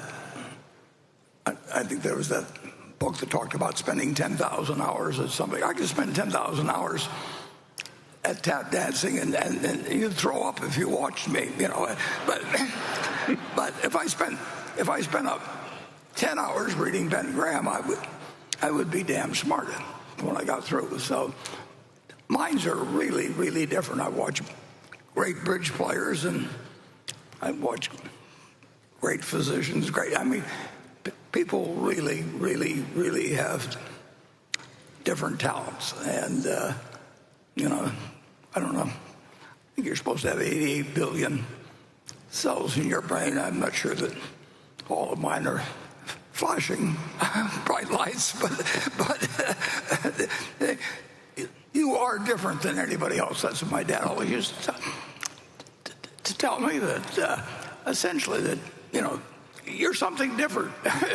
It may not be good at the moment, but you find your own path, and you will find the people in schooling that want to talk to you. People that teach in general, they love having a young student who's actually really interested in the subject, and they'll spend extra time with you. They'll do all kinds of things and I ran into that. I had Graham and Dodd at Columbia. Well, Dave Dodd treated me like a son, basically, and but I was interested. Excuse me, I was interested in what they were saying, and they found it kind of entertaining that I was so interested in. So I would just, I would look around at what really fascinates you. I wouldn't try and be somebody else. And then I would, you'll find the teachers at a school, and you'll find some outstanding people that are teachers. I've had at least 10 people that have had huge impacts on my life, and every one of them was positive, because I got to select, in a sense, and a number of people really like helping younger people. I found that in school, and probably helps to look a little bit lost at all. Like you need help. But I would say my school experiences were good, but were really very good. But I attribute it much more to the individual than to the institutions. Okay. I've already told you more than I know, so we'll go on to Becky, you're next. This question comes from Scott Williams in Portland, Oregon. He said, do you think the net benefit of DOGE will be positive or negative for the long-term health of the United States? Well, why don't you give me a hard one? I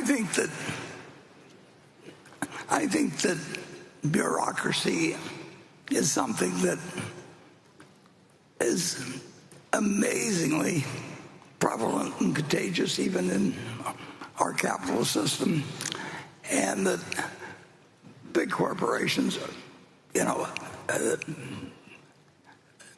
overwhelmingly, most of them look like they could be run better. I'm sure Berkshire does in many respects. And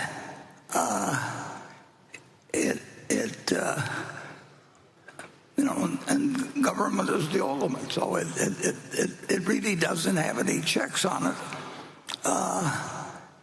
And that's why it scares you to some extent about what the future of the currency will be, because they can print currency. And if you have people that get elected by promising people things, and that doesn't mean that they aren't sincere about all kinds of items, but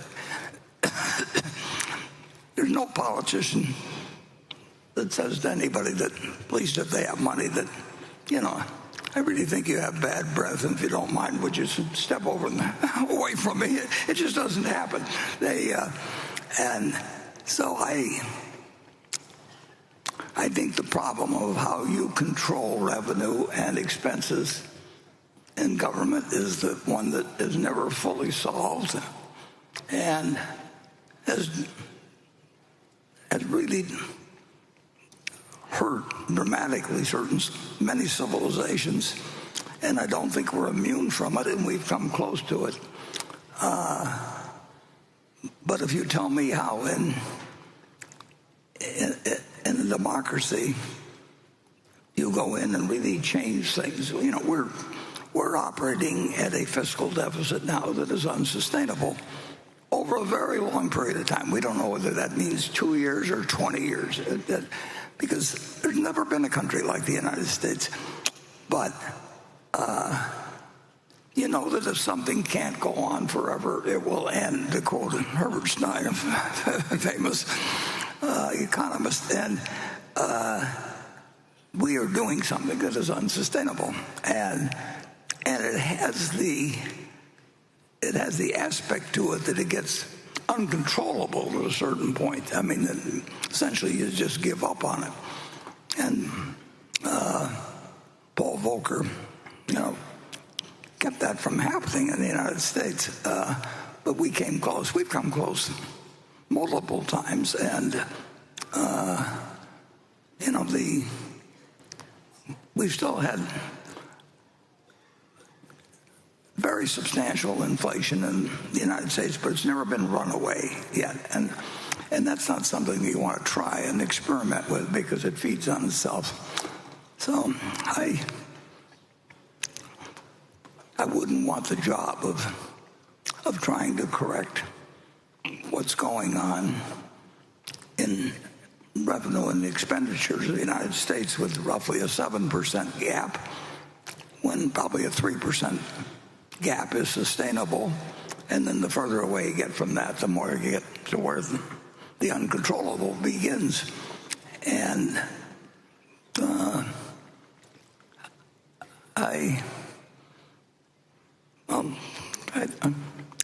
I think that it's a job I don't want, but it's a job I think should be done. And Congress does not seem good at doing it.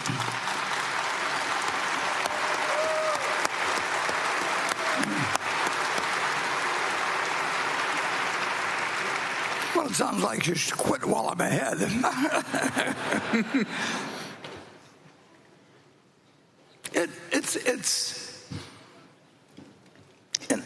Well, we've got a lot of problems always as a country, but this is one we bring on ourselves. I mean, we have a revenue stream, a capital-producing stream, a brains-producing machine like the world has never seen. And if you picked a way to screw it up, it would involve the currency. And that's happened in a lot of places. And the incentives plus the checks, well, there aren't any real checks. In theory, you would make it so there was substantial downside for anybody that screwed things up, but there isn't downside. There's upside. So it's the problem of the most successful company in the history of the country in the history of the world. And at this point, we got a little room to go in solving it. And with that, I'll shut up and go on to station 3.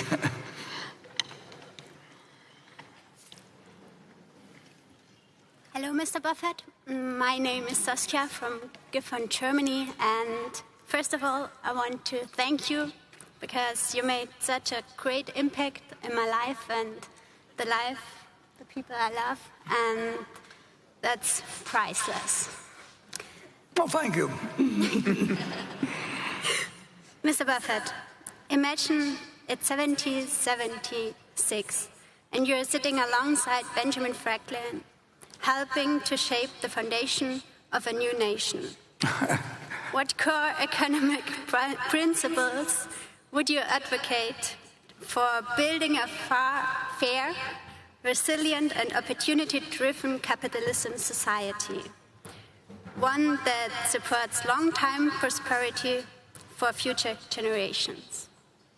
Well, I probably, that's a good question, but I would probably say to Ben Franklin, you just keep thinking and don't talk to me because you'll come up with some better ideas than I will. He was, incredibly remarkable person. I mean, you would say he's almost probably the last person to almost have a grasp of every aspect of activity in the country. He invented all kinds of things, and he incidentally, we were talking about power of compound interest and that sort of thing. He left a will that left a sum of money to Philadelphia and another sum to Boston that would serve as an example for a couple hundred years, of the power of compounding and all kinds of things.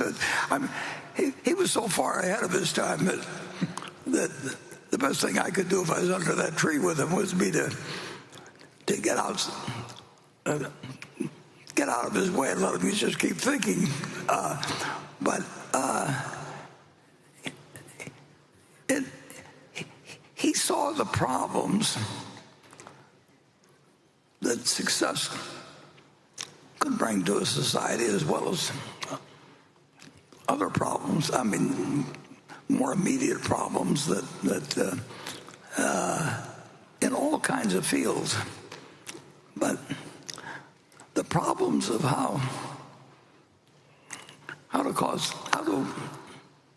take 8 billion people, because there's no way we can separate ourselves from the rest of the world. We can be an example to the rest of the world, and I think it behooves us, since we have had all this good fortune in this country, and we do have a pretty good system. I don't think you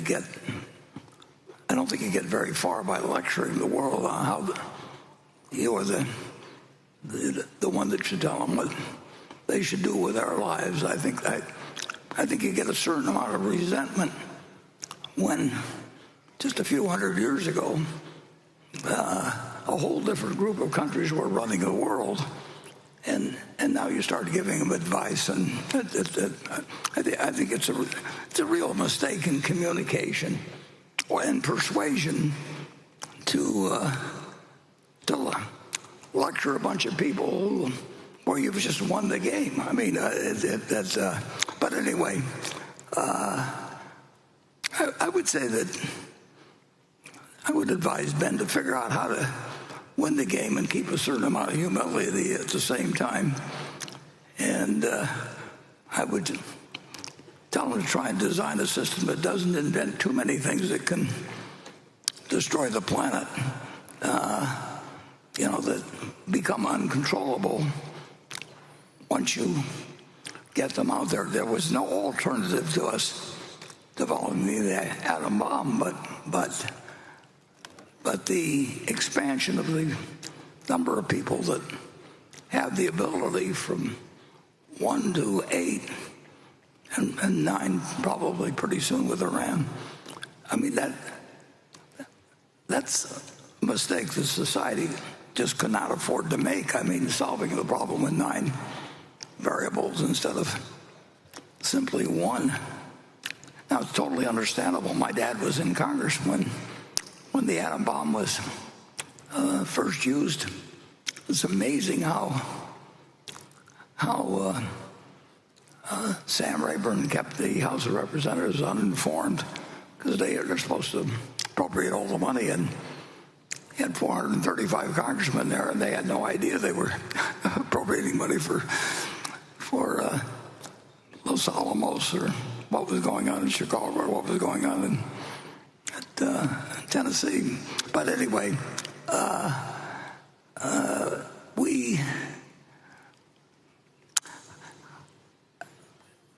we do have a society that is far beyond anything that Ben Franklin dreamt of. It's achieved some of it's moving toward, in the right direction, toward solving some problems where we made kind of broad declarations about all men being created equal and et cetera. And then we did some of the things we did. But generally speaking, we've moved in the right direction. But we face problems that I don't know how Ben Franklin would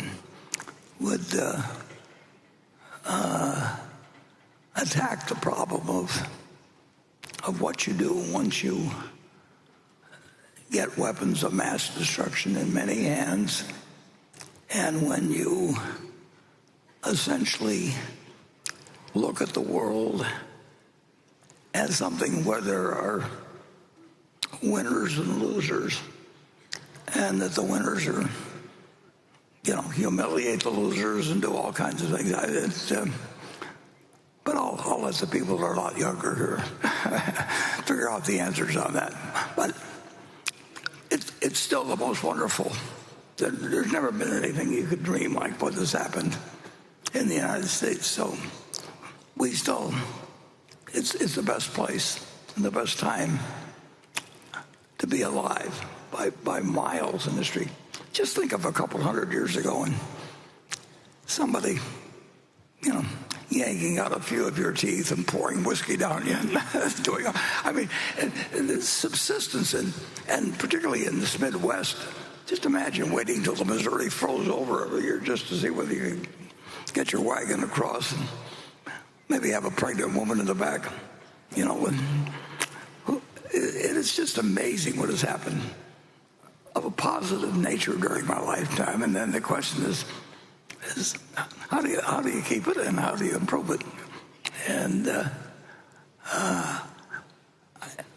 I do think that fundamental to all of it, though, is having a currency that does not get debased. What that does to the stability of a society where all the people that trust their government get screwed, and all the people that figure out ways to profit off of it become rich or richer. I don't think you want a society that operates in that manner.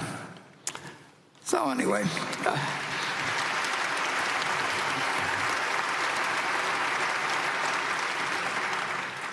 let's see, that was section 3. So we're going to Becky, is that right? Yep. That's right. Greg, this question's for you. It comes from a shareholder named Jay Milroy, who writes, Mr. Buffett has a hands-off approach to managing the operating subsidiaries. How would you describe your approach? Better.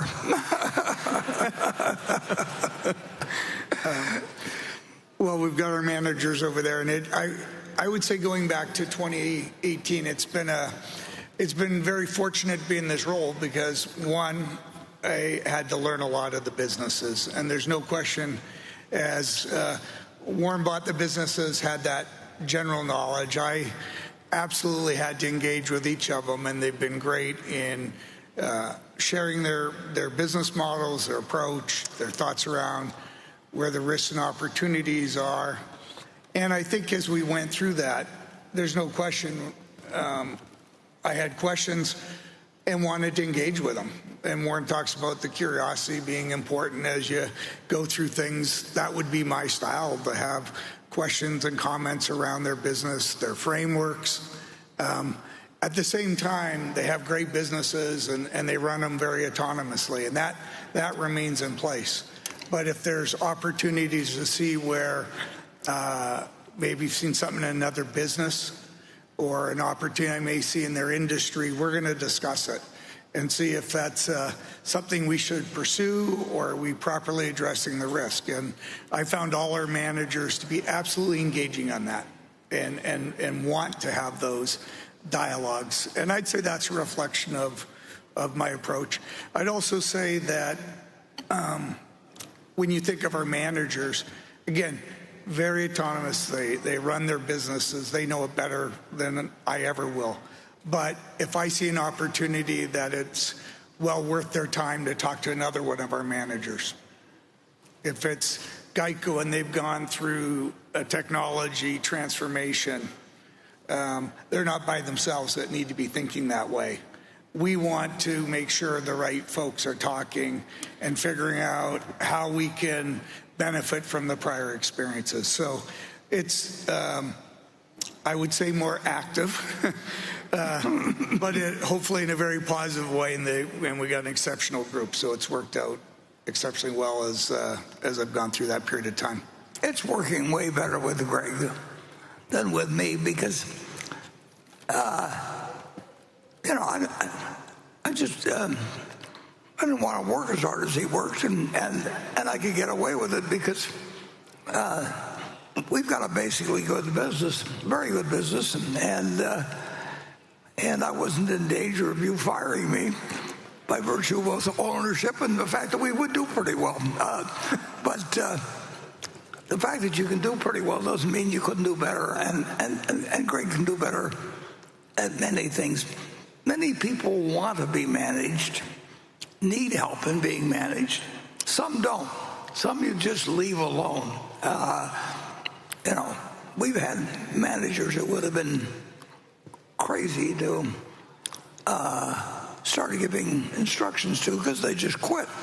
And I wouldn't blame them because I'd be the same type myself. But a lot of people, I mean, people really do welcome direction and help, and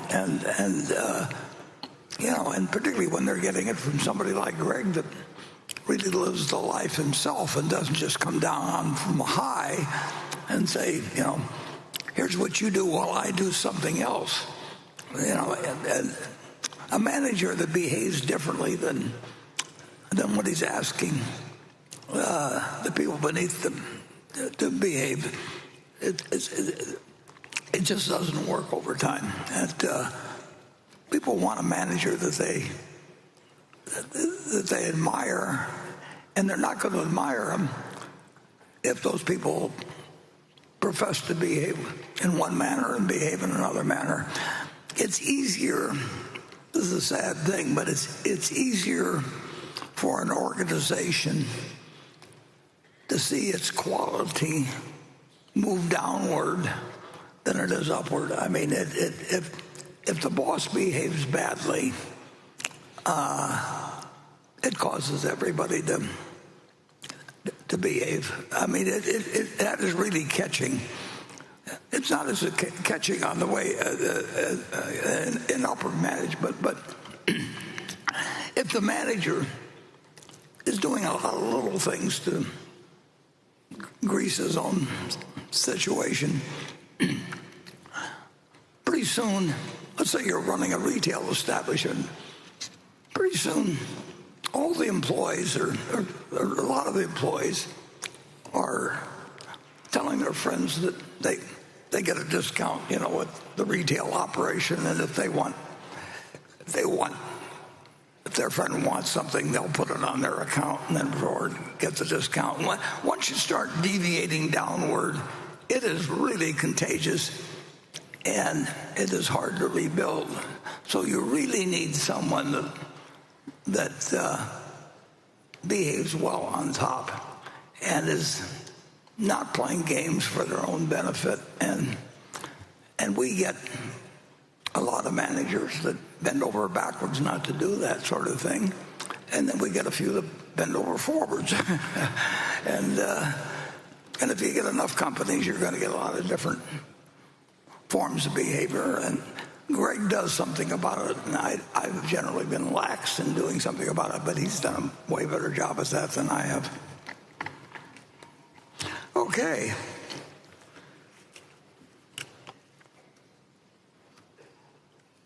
Station 4. Hello, Mr. Buffett and Mr. Abel. My name is Kansas Lohmeyer. I am a junior at Elkhorn South High School and was born and raised in Omaha. My question is directed to Greg Abel. Berkshire Hathway is the second largest utility provider in the United States, and a 2025 Reuters investigation found that coal fleet is the dirtiest in the nation. There is currently no concrete plans to retire coal and fully transition to renewable energy. I'm 17 years old. Considering that, what do you have to say to young people like me who will live with the consequences of climate change caused by companies like Berkshire?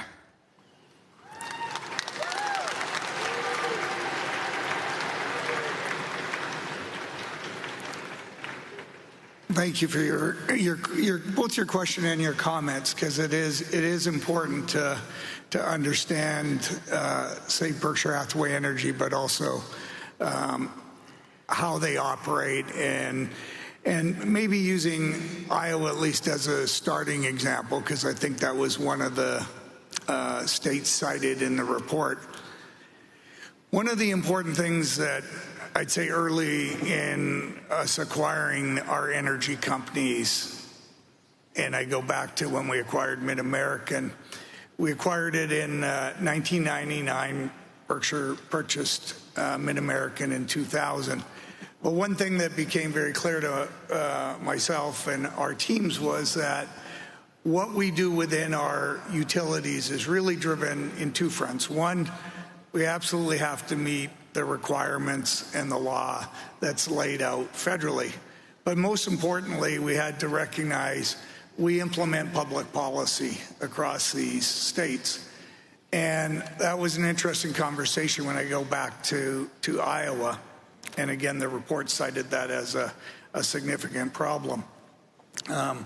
It was early in the 2000s when, for the first time in Iowa, we were going to, as a utility, be short power. So we didn't have the energy, and we entered into a significant discussion with our governor at the time, and really sat down and said, where do you want us to go as Mid-American? And what resources do you want as a state? And at that time, we were predominantly a coal-based state. And we recognize that, obviously, and fundamentally, personally viewed it as a risk, but we needed to have that conversation with our state and as to how we would manage that going forward. The interesting thing was that as we had that conversation in the early 2000s, again, with the leadership of our state, it was clearly decided we wanted to continue to be long power, so i.e. not be short for our customers. We discussed the type of resource, and I remember a very clear conversation around we wanted to stay balanced across a variety of energy sources. And at that time, it was really coal and natural gas. And at that time, we made the decision to build the largest wind project in the U.S., in Iowa. So we undertook an effort to build three resources, a coal plant, a gas plant, and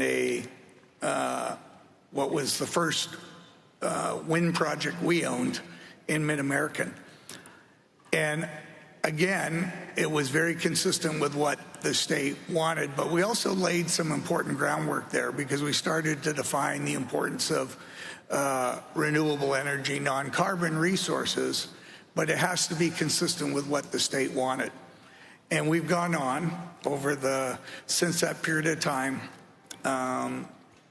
to deploy $16 billion into Iowa associated with renewable energy.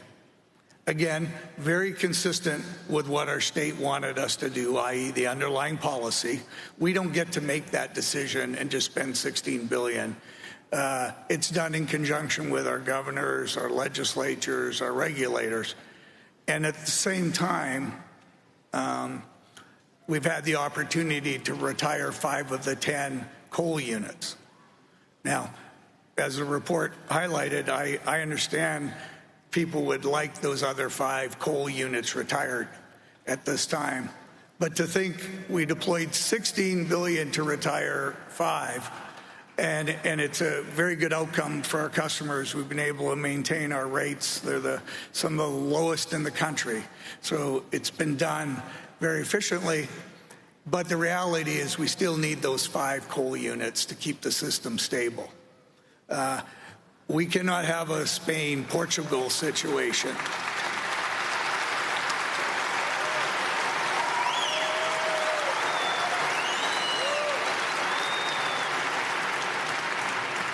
So we absolutely respect the input. We absolutely respect the process, and we'll continue to work with each of our states to identify the path they would like to chart. And we work hard to ensure there's good, balanced outcomes because we recognize the challenges they're associated with other folks' desires. So I think you'll continue to see our utilities implement policy consistent with the needs of their stakeholders, their customers, and at the same time always respecting what's required by any of the federal standards. So thank you for your comments.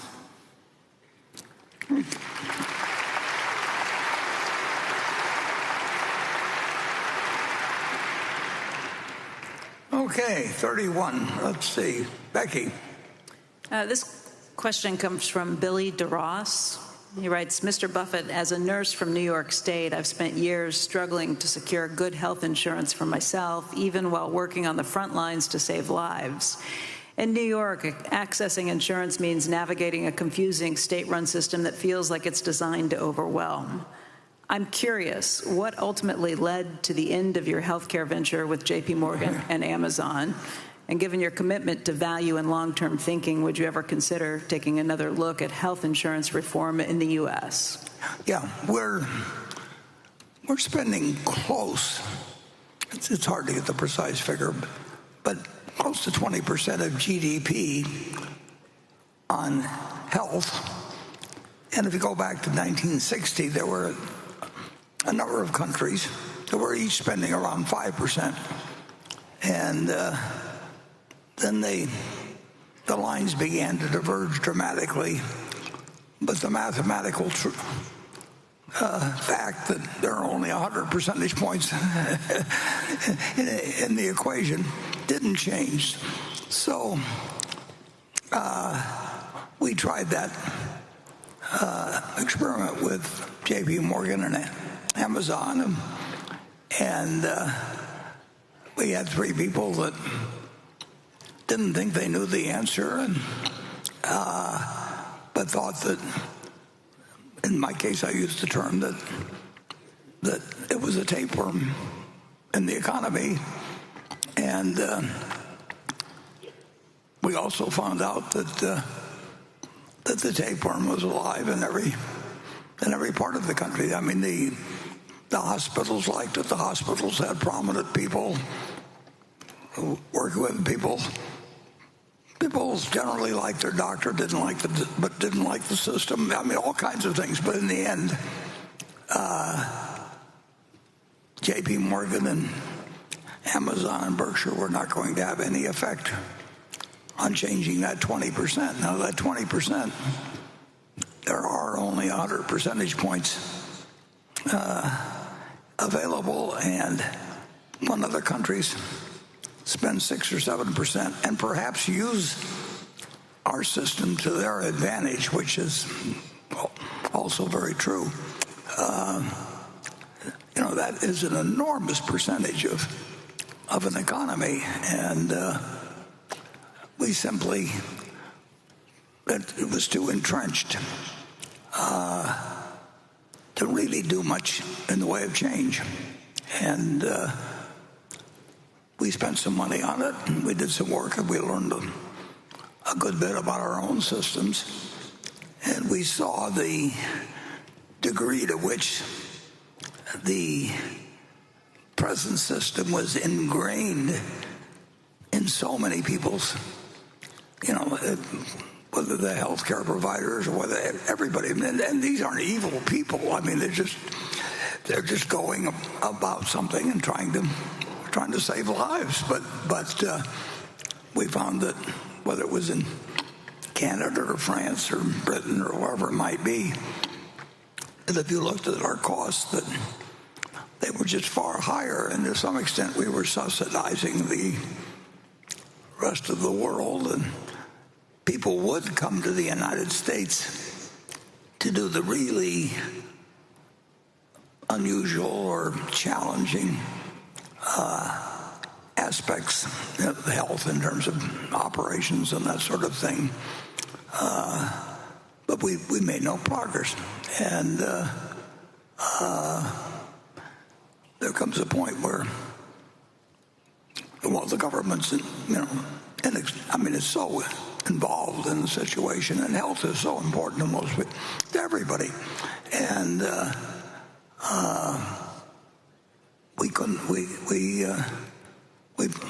as I said to Jamie and Jeff, I said, the tapeworm won. And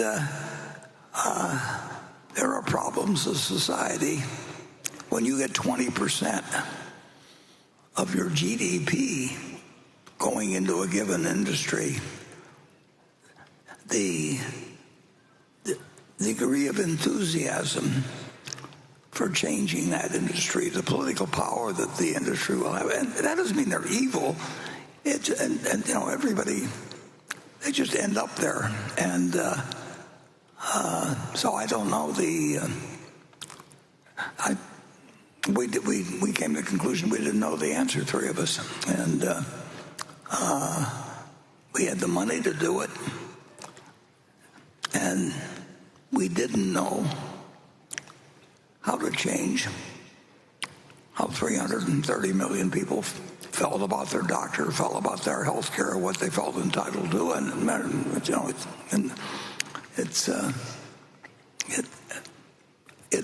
it won't change by itself. And government is the only one that can change it. And the only people in government that can change it are getting a majority of 435 people and 100 people. And my dad lost one election in his life in 1948. And he was a very strong Republican. And in 1950, he went back and beat the guy that beat him in 1948, and he got the doctors behind him. And he did they're very well, and they believe 100% in what they're doing. They're helping people every day. And during the pandemic, the sacrifices made by people save other people, just incredible. Can you imagine working in in something where they're bringing in people that are, going to die by the dozens and dozens and dozens, and you try to somehow keep your own morale up and keep working with them. So you can't argue about the importance of it, but our costs are so different than any country in the world that it's a huge element. And we're a very rich country, so we can do things other countries can't do. And through our elected representatives and a whole variety of things over time, we've developed a system that is enormously resistant to any kind of major change, and it's important in every community that it's in. So I wish we had an answer for you, but I was somewhat pessimistic going in, and I was a little more pessimistic when we came out. But I'm glad we did what we did, and we learned something about our own failings in the process. So Berkshire, in effect, got its money's worth, but we didn't kill the tapeworm. Okay. Trying to change things in government it's an interesting proposition in the country because you get self-selection in terms of the people that go into government and continue in it. And to some extent, they have to make decisions that they don't like as they go along. And they learn to accept them or to rationalize them or whatever it may be. But it's still this country's worked out better than any country in the world. So you can't argue it was a failure, but you can argue that there are certain problems that are terribly tough to figure out ways to solve. And of course, one of them gets back to the fiscal problem I mentioned before, because it's easy to spend money and it's hard to cut people's receipts. And if you get elected, you're going to say to yourself, well, I can do more good if I stay in than if I really vote my conscience on this sort of thing. So you give away a little bit here and a little bit there and a little bit there, and finally you don't recognize yourself in the mirror anymore. And I grew up in a political family, and I watched how people behaved, and they behaved like human beings, which is what you have to expect. And I behave like a human being, so we still manage to keep moving forward in a dramatic way. It's so much better to live here than it was 100 years ago or 200 years ago. It's dramatic. So you can't say the system's a failure, but you can say that it is very difficult to make major changes in it. Okay. Station 5. Hi, Warren Greg. My name is Ping Huang Chen. I'm from Taiwan. This is my 7th time here. First of all, I want to thank you, Warren, for your generosity of sharing your wisdom and lesson. You changed my life, and you're my role model and my hero. And my question is, Warren, you mentioned that Mr. Apple would be in charge of capital allocation in the future. And I'd like to know your perspective on, is it easier for a business operator to be an investor or for an investor to be a business operator? Thank you. No, that's a good question. I see we call him Mr. Apple even. Yeah. Thank you. And you'll take it.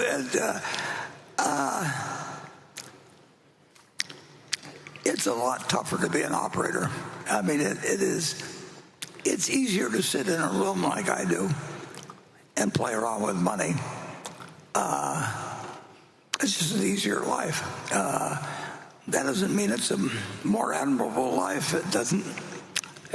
But it's actually been a pleasant life for me, so I don't complain in the least. And I've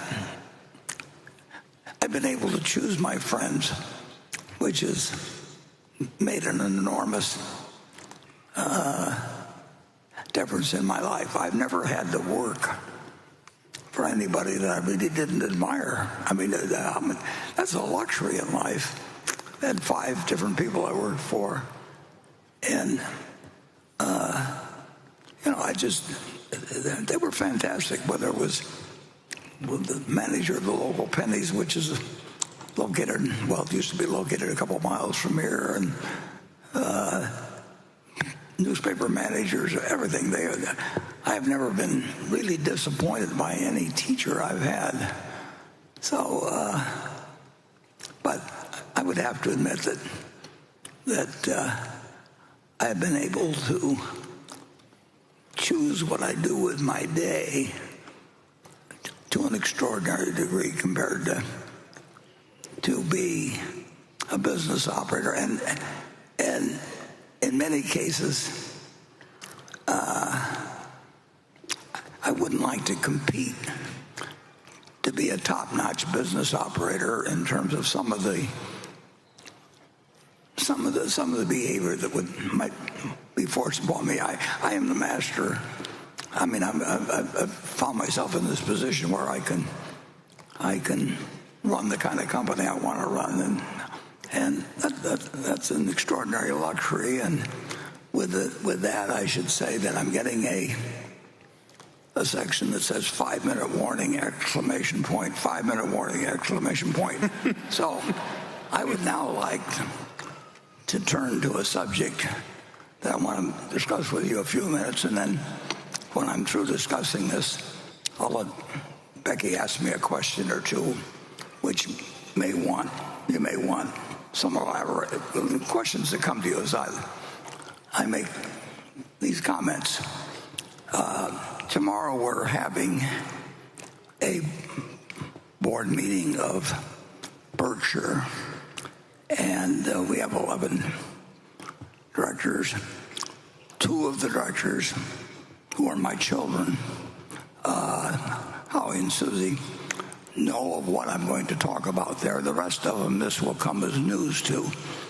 But I think it's the time has arrived where Greg should become the chief executive officer of the company at year end, and I want to spring that on the directors effectively and give that as my recommendation. Let them have the time to think about what questions or what structures or anything they want, and then as the meeting following that, which will come in a few months, we'll take action on whatever the view is of the 11 directors. I think they'll be unanimously in favor of it. And that would mean that at year end, Greg would be the chief executive officer of Berkshire, and I would still hang around and could conceivably be useful in a few cases, but the final word would be what Greg said in operations, in capital deployment, whatever it might be. I could be helpful, I believe, in that in certain respects if we ran into periods of great opportunity or anything. I think that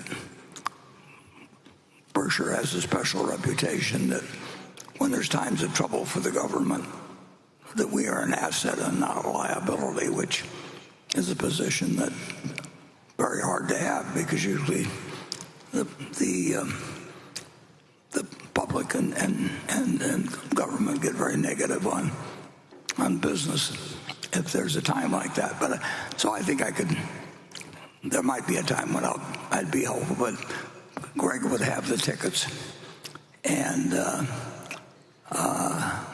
he would make, like I said, whether it's acquisitions, I think the board would be more welcome to giving him more authority on large acquisitions, probably if they knew I was around.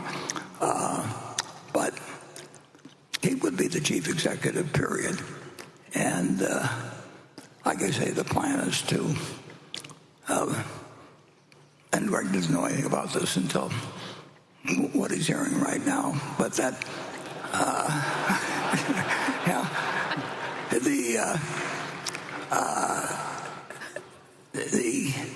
the board will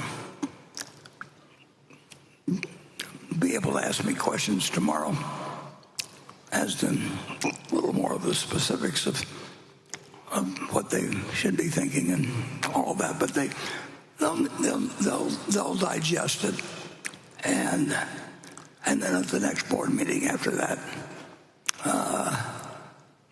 if we, as I would guess we would, if they act, then obviously we have something to announce to the world. It's a material change in Berkshire, and we'll go forward with that operation, and I will play with a Ouija board or whatever, and that comes out in terms of doing things. But I will not. I have no intention, zero, of selling one share of Berkshire Hathaway. It'll get given away gradually.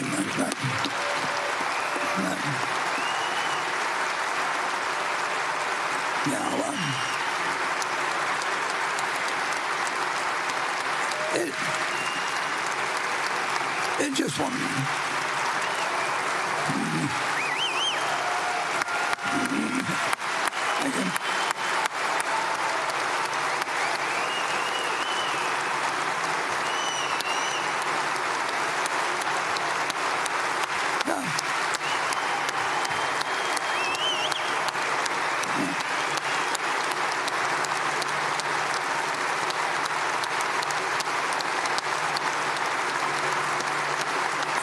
Thank you.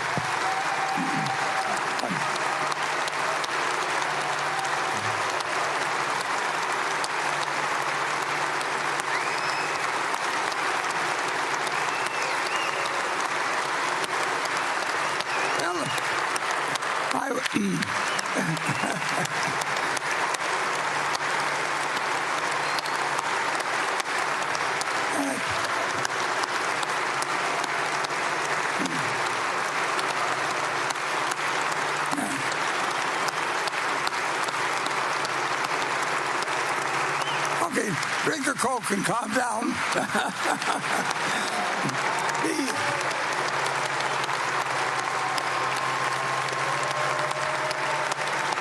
I would say that I would add this.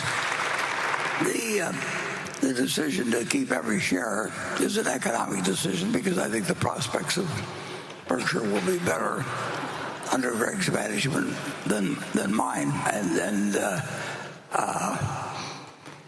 But I will come in and there may come a time when we get a chance to invest a lot of money, and if that time comes, I think it may be helpful with the board, the fact that they know I've got all my money in the company, and that I think it's smart, and I've seen what Greg has done. So that's the news hook for the day, fellow. And thanks for coming.